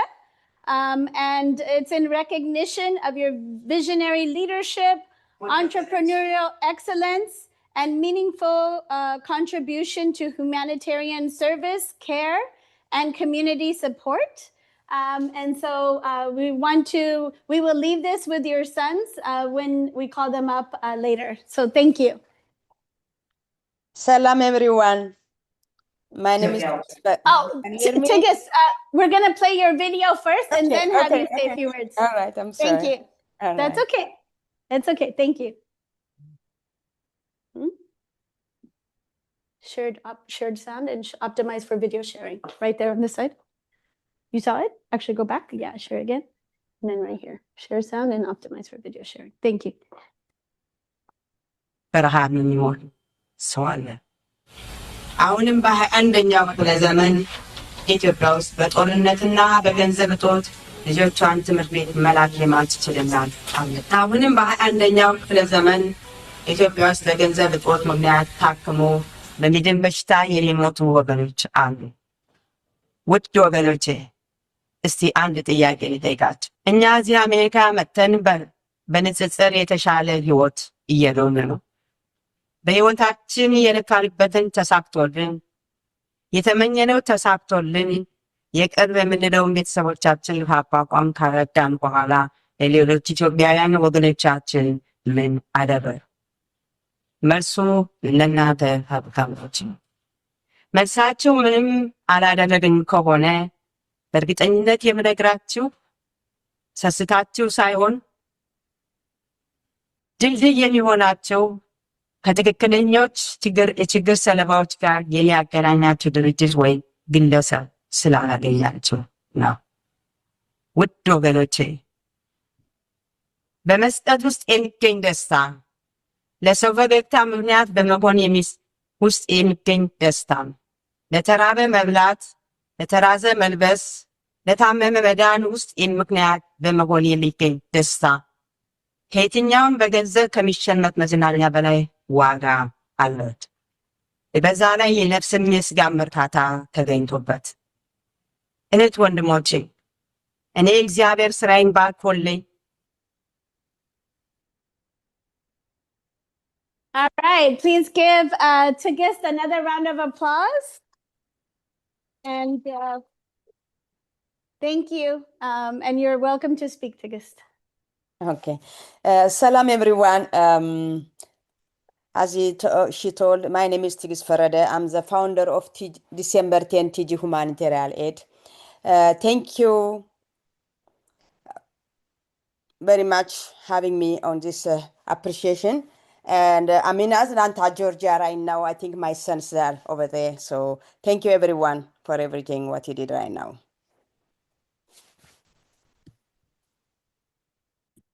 Thank you.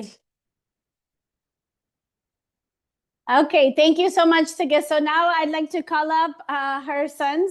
Yes, Matthew, I'll let you take it away and introduce yourselves, please. Thank you. Please give them a round of applause. Oh, here. Yeah, absolutely. Thank you. Mm-hmm.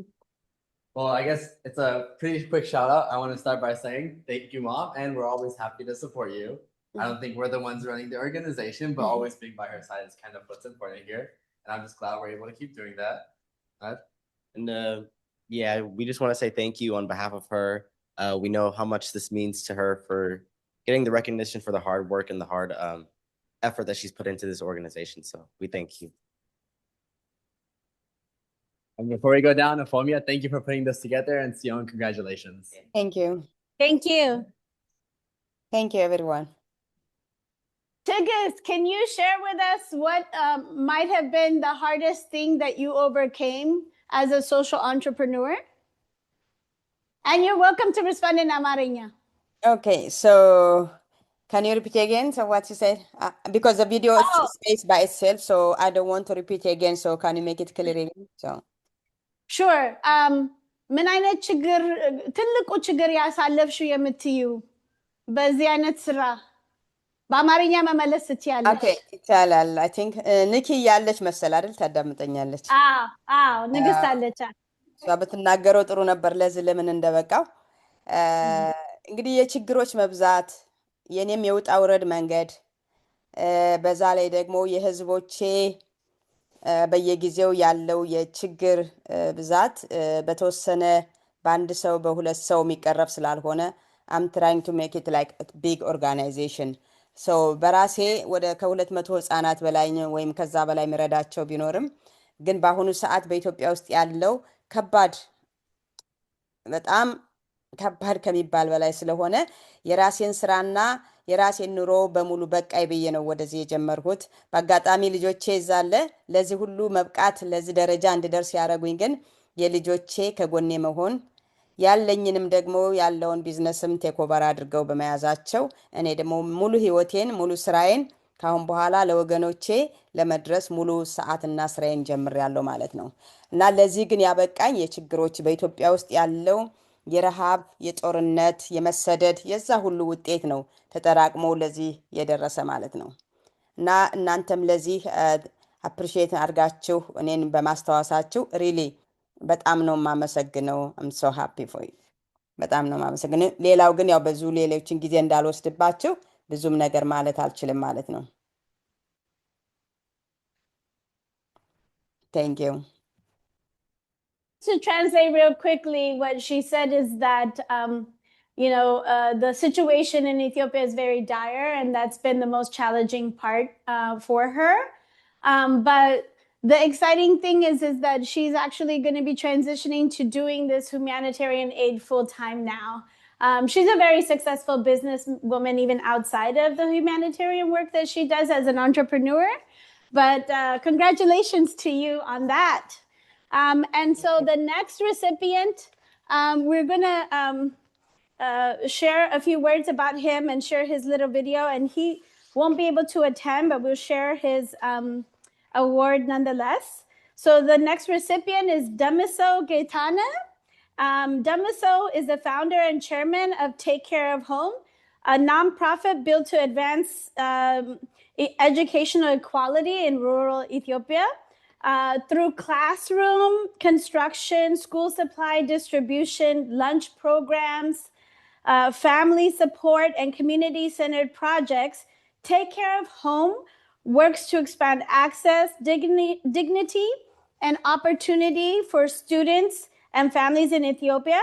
Demiso's work reflects a powerful commitment to giving back, strengthening communities, and creating lasting pathways for the next generation.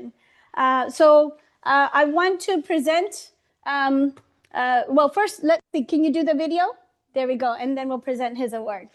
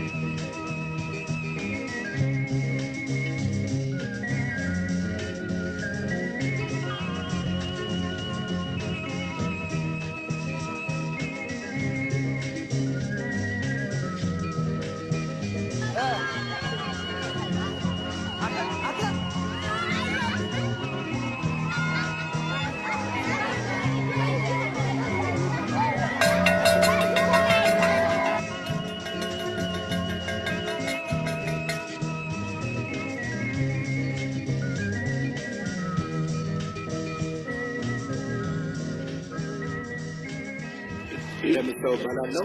የቴክ ኬር ኦፍ ሆም ወይም የአደራ ስራ አስኪያጅ ነኝ።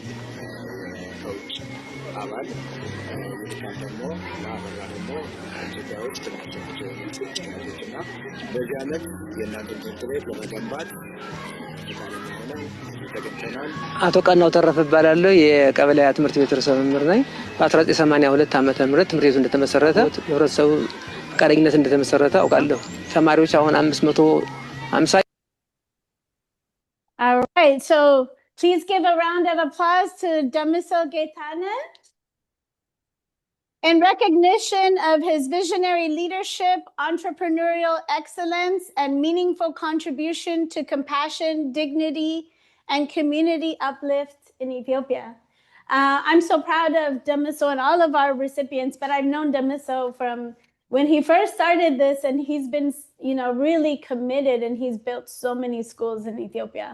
So we're presenting these honorees with this award to inspire others and see the kind of impact you can make by following their path and really considering people in Ethiopia in particular, but also those of us in the diaspora who need attention and support as well. So thank you for that. We do have a few recipients who are going to be joining us. Damiso was not able to join us because he comes from a family of entrepreneurs as well, and he's covering for his family at the moment out of state. And so he wasn't able to join us. Our next recipient as well is going to be Sophie Amsala Mamo for Divine Project. She's the founder. Sophie is the founder. She's a wellness-focused company dedicated to promoting physical, mental, emotional, and spiritual well-being through alkaline water is one of her businesses, but she also has been feeding the homeless in downtown LA every month for years. So that is why we are recognizing Sophie, and we'll hear from her a little here and see the kind of impactful work she's doing. If you can just let us know why we're all here today. Hey guys, I'm here at A Divine H2O in West Hollywood, doing what we do every last Sunday, feeding the homeless, spreading love, spreading hope, and I just want to say happy Thanksgiving to everyone. I am sure we all have something to be grateful for, and I am extremely grateful to this community, this beautiful people. They have been coming for over a decade, coming and helping us, packaging food and delivering it to the homeless. And I just have to acknowledge how their compassion, their kindness, but more than anything else, their resilience, because, every time we go out there, the homeless population is actually increasing. It's not something, you don't see improvements, but they keep coming anyways, And so I am so grateful, really, really grateful for this community. And I hope everyone that's looking at this, listening to this, would come and help us. We do it every last Sunday. It's at the All right, so please give Sophie another West Hollywood location. All of these founders I have known actually for, and many of us have known them. And that's why it's so inspiring when you really just pay attention to the amount of social enterprise founders we have amongst us that have been doing this for quite some time. It's not a small feat to feed the homeless every month for as long as Sophie has been doing. She also does a lot of charitable work in Ethiopia. I know that personally. And so really an honor for us to recognize Sophie. Our next recipient is actually here on Zoom. And so I'd like you to give a round of applause for Melat Bakela, founder of Habesha Network. So Melat is a nonprofit, Melat's nonprofit and Melat is a nonprofit and development leader with more than 20 years of experience in strategic planning, fundraising, project management, stakeholder engagement, and community impact. She is the founder of Habesha Networks, a global nonprofit focused on connectivity, resource sharing, and leadership development across the Habesha diaspora.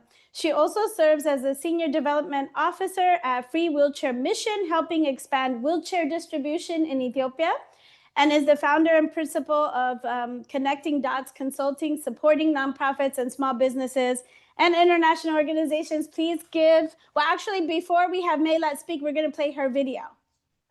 It is on, oh, it's, sorry. Here, just here. Hold on, right here. You want to share it with the thing? Okay. My name is Mayla. Is it sharing on the screen on the Zoom? Okay, he's just going to share the video right now, and then we will go ahead and have her speak.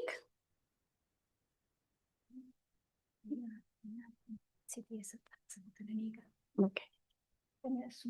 Yeah. Ish.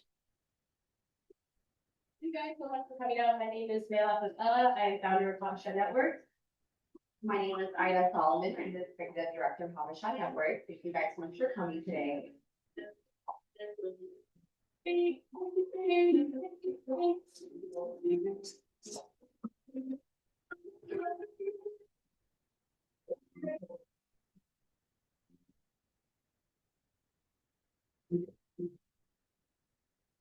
For those of you who are not familiar with Habesha Networks, we are a nonprofit organization that's been around since 2017. And our hope is to connect the global diaspora for Habeshas locally. So this means in Ethiopia and obviously international.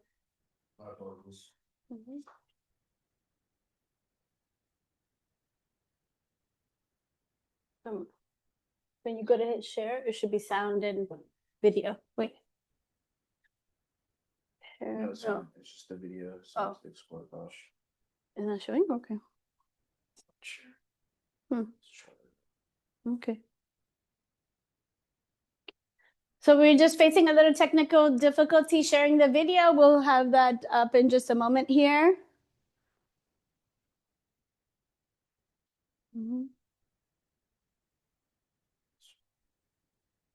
Thank you guys so much for coming out. My name is Mayla Bakala. I am founder of Habesha Networks. My name is Ida Solomon. I'm the executive director of Habesha Networks. Thank you guys so much for coming today.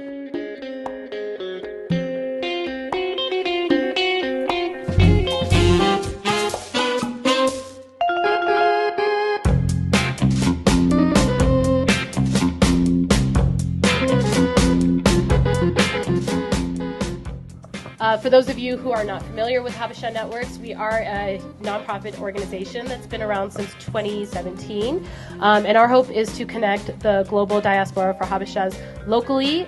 So this means in Ethiopia and obviously internationally.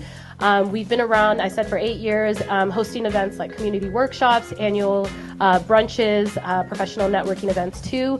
And our hope today is that you guys get to connect a lot more with us and learn more about Habesha Networks and the work that we do. This is our second annual Homebound, so our goal is to bring people from all over the world to Ethiopia, engage. All right, so I'm really thrilled to announce the honoree, who is also a good friend that I've known for decades as well. Mayla Bakala, founder of Habesha Networks, in recognition of your visionary leadership, entrepreneurial excellence, and meaningful contribution to networking, resource sharing, and community empowerment. Congratulations, Mayla. And we'll give you the floor to say a few words. Thank you so much, Afamia. It's really an honor to receive this, and I feel so grateful. Sorry I'm not there. I'm currently in Addis right now. I'm doing some work here. So just want to thank you so much for this honor. It's a privilege to serve our community, and just want to thank you so much. Thank you, Mayla. Could you share with us maybe the biggest challenging thing that you've overcome as a social entrepreneur to inspire our audience and perhaps learn from you? Thank you. Yeah, I would say the biggest challenge is just continuing to go even when and persevere when things aren't going well, when all the projects and things and the hopes that you have for the things that you're trying to do isn't necessarily panning out the way you envisioned. It's really hard because there's so many different challenges that come from financial challenges to run the things that we do, from support and just time and capacity.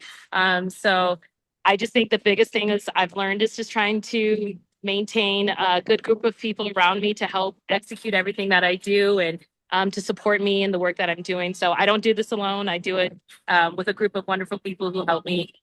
So definitely have had so many different challenges, but having the right support team and system really help make the whole experience and everything that we try to do work. Yay, that was very encouraging, and we learned from that. Thank you, Melat. Thank you so much. Congratulations again, and thank you for your service. Yes, bye from Ethiopia. All right, bye.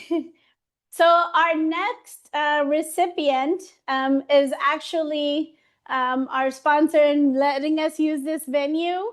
But we really do appreciate Destination Little Ethiopia and wanted to recognize the work that Marcos Legesa has made with Destination Little Ethiopia. Marcos is the founder and executive director, project leader of Destination Little Ethiopia, a community-centered initiative working to preserve, celebrate, and strengthen Los Angeles' Little Ethiopia corridor. Through cultural programming, community engagement, public space improvements, and advocacy, Marcos helps spotlight the history, businesses, and power of place-based entrepreneurship and cultural preservation as tools for community identity, visibility, and economic vitality. I love the breadth of various types of work we are doing. It's just really impressive. But I want to acknowledge, please give Marcos Legesa a round of applause, and we'll watch his video.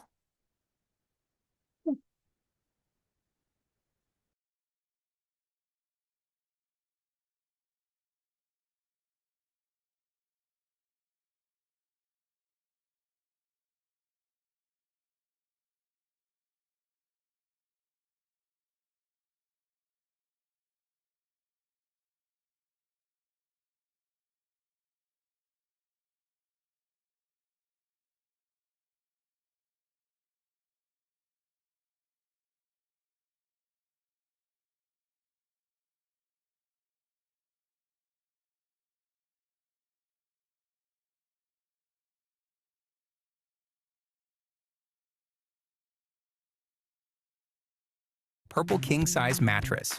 Get special financing for 60 months on any purchase with your good credit and enjoy free shipping as soon as next day.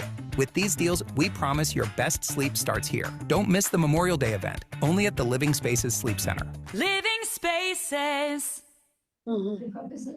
Yes, they did. Let's go places. Driven by your Toyota dealers. We make it easy. From sizzling spices to rich traditions, Little Ethiopia in Fairfax is a cultural hotspot you can taste in every bite. Ooh, can't wait. CBS LA's Alex Biston takes us to this vibrant community to see what it's all about. This stretch of Fairfax is known as Little Ethiopia. This is where LA's Ethiopian community comes together to share coffee, cuisine, and culture. Welcome to an LA enclave where the traditions of East Africa come alive. It's really sort of a centerpiece of culture. Marcos Legesi is the executive director of Destination Little Ethiopia. The organization works to promote and preserve Ethiopian traditions here in LA. This stretch of Fairfax between Olympic Boulevard and Whitworth Drive started. All right, so thank you very much. Let's give Marcos Legesa a round of applause, and if you can share a few words. Thank you. Thank you for honoring me. I'm sorry I could not be there in person. Really appreciate the honor here. I think we're all just working towards making the community a better place and providing resources and using all of the skills and relationships we've gained here in the city to help our community thrive. And so really appreciate the honor. And sorry I couldn't be there. I know you're in our own space. We appreciate this event. I think that there's a lot more work we can do. I think the sky's the limit in terms of how much we can affect, change, and grow in our local community. I know a lot of folks and organizations focus on work back home, but what we seek to do is really use our current connections here in the city, in the area, to affect change. So really appreciate the honor, and thank you. All right, thank you. All righty. Okay, yes. So since his mother is here, she will take his award. Thank you. Oh, okay.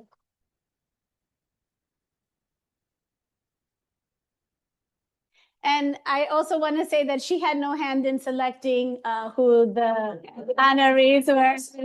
We're not biased like in that way. All right, so our final recipient is certainly not our last. Dr. Hawani Naguse is the founder and executive director of early childhood education in Ethiopia. Give her a round of applause.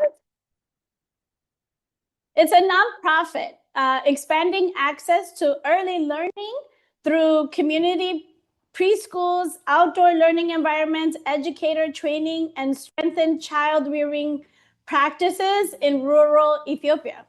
She is also an associate professor of early childhood education at the University of Massachusetts Global, and an award-winning educator, scholar, and practitioner. Her work advances generational impact, a theme we've heard previously today, by supporting young children, families, and educators and communities through sustainable, culturally grounded early childhood education. So we're going to watch a little video and then give the floor to Dr. Hawani Naguse. But yes, let's start the video.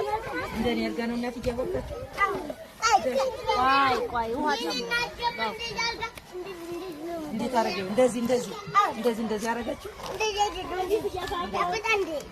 እንደዚህ ጭብጥ ነው እሺ ጭድ አርጉልኝ ጭድ ታውቃላችሁ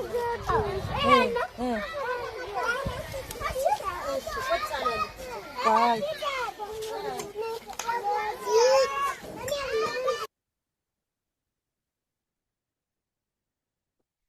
All right.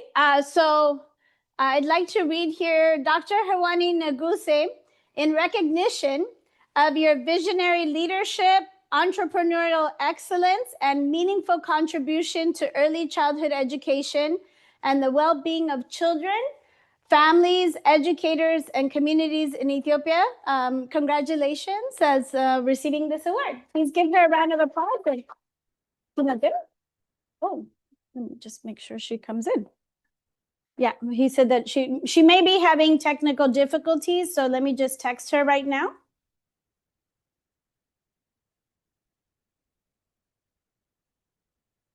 And if not, then perhaps we'll catch her another time. I'll just see if she responds in case she joined under a different name and we just didn't realize it. Okay, so if she's not able to join, we will give her the award separately. Here is her recognition.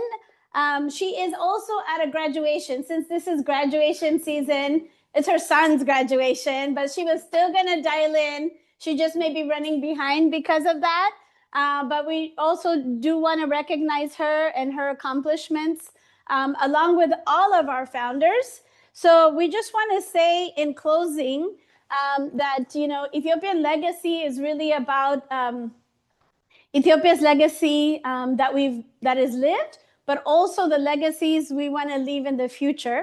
And it wouldn't be possible without everyone together to do this. As Maylad said, we need the support of one another to really make these things happen. So we appreciate you for taking the time to be here in person, to be on the Zoom, first and foremost, because without you, we wouldn't even be able to do this. But we are also very humbled and privileged to serve you. We also want to thank our sponsor, two sponsors, Destination Little Ethiopia and the Ethiopian American Chamber of Commerce. We want to thank our pitch competition participants, the two in Ethiopia and the one here. Congratulations again. to Sion Yugletu with Guzo Coffee for winning the pitch competition. And then also want to thank our keynote speaker, which I'm not sure if she's still around. She's probably not Gail. She's a very busy woman, but a professor from UCLA Anderson School of Management that taught us so much about social entrepreneurship. And we also want to thank all of the volunteers back here who have really been instrumental to really just make sure that we've had a seamless experience and an enjoyable one. And we also want to thank Sam, our photographer. And, you know, my husband and co-founder and co-CEO of Ethiopian Legacy, because as you see me up here, he is also doing so much of the work. All right, so that concludes the program portion of our event, but we will go into our brunch portion. So you please help yourself to food here for the brunch, for those of you who are here. And for those of you who are online, you're welcome to stay on and network with one another online if you like. Thank you so much. All right. Well, let's give up for me. Yeah. Thank you so much. Thank you. Thank you for doing a great job. Thank you, Nicholas, as always. Thank you. All right. Help yourself to brunch. Thank you.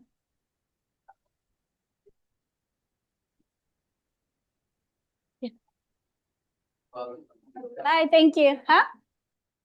They can stay on if they want to. Yeah. Okay, okay, cool. Thank you. Yeah. Thank you so much. We did. Yeah, I know, but that's okay. I mean, it happens. Yes, there's the restroom. Thank you. Yeah, I know, but you know what? That's what happens with tech. Yeah. Like, how could you plan for that? Like, the name of the TV is going to be different than the actual. Yeah, like. It's crazy because I remember last time it was the same The right name. Yeah, name. so- Okay. Yeah. Thanks for coming out, guys. Amazing event. Thank you. I love this. Thank you so much. Yeah. Salam. And Danish. Danish. Thank you for coming out. And Danish.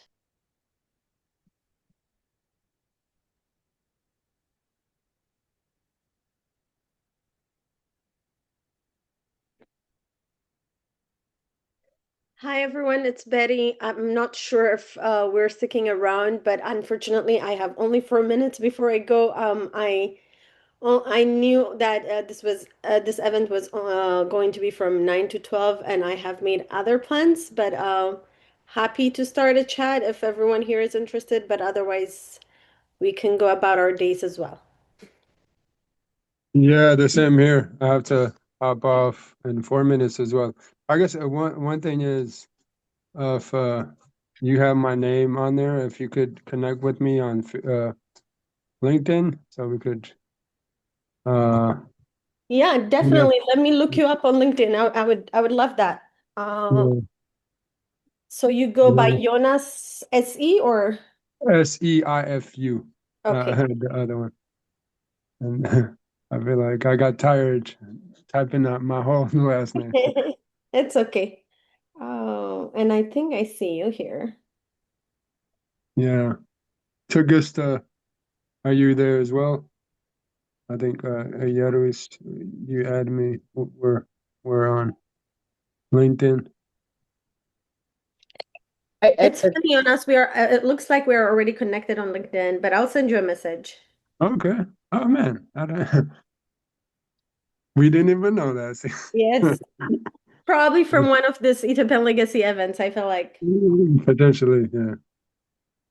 Yeah, hello guys. For those of you who can hear me, I'm Tina from Keller Foundation. Please feel free to connect with me on LinkedIn as well. I was just invited yesterday. This is my first time attending, but thank you for having me. Yeah, sure. All right. Thank you, guys. Thank you for coming.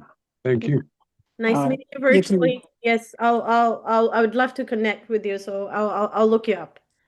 Tina Alamu. If you do Tina TENA and then Alamu ALEMU. Okay. And it has to say QA engineer because I see a lot of Tina Alamu lately, but I'm a QA engineer. So if you see that, it's me. Feel free to request. Thank you so much. It was a great meeting. I'm happy to be here. All right, guys, I'm going to drop myself too. All right. Happy to connect with everyone as well. I see I'm connected with you already.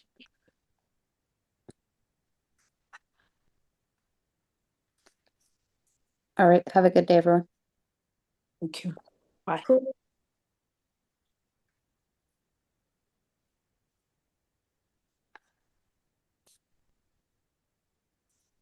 Betty, I'm not sure if I'm connected with you. I couldn't find you.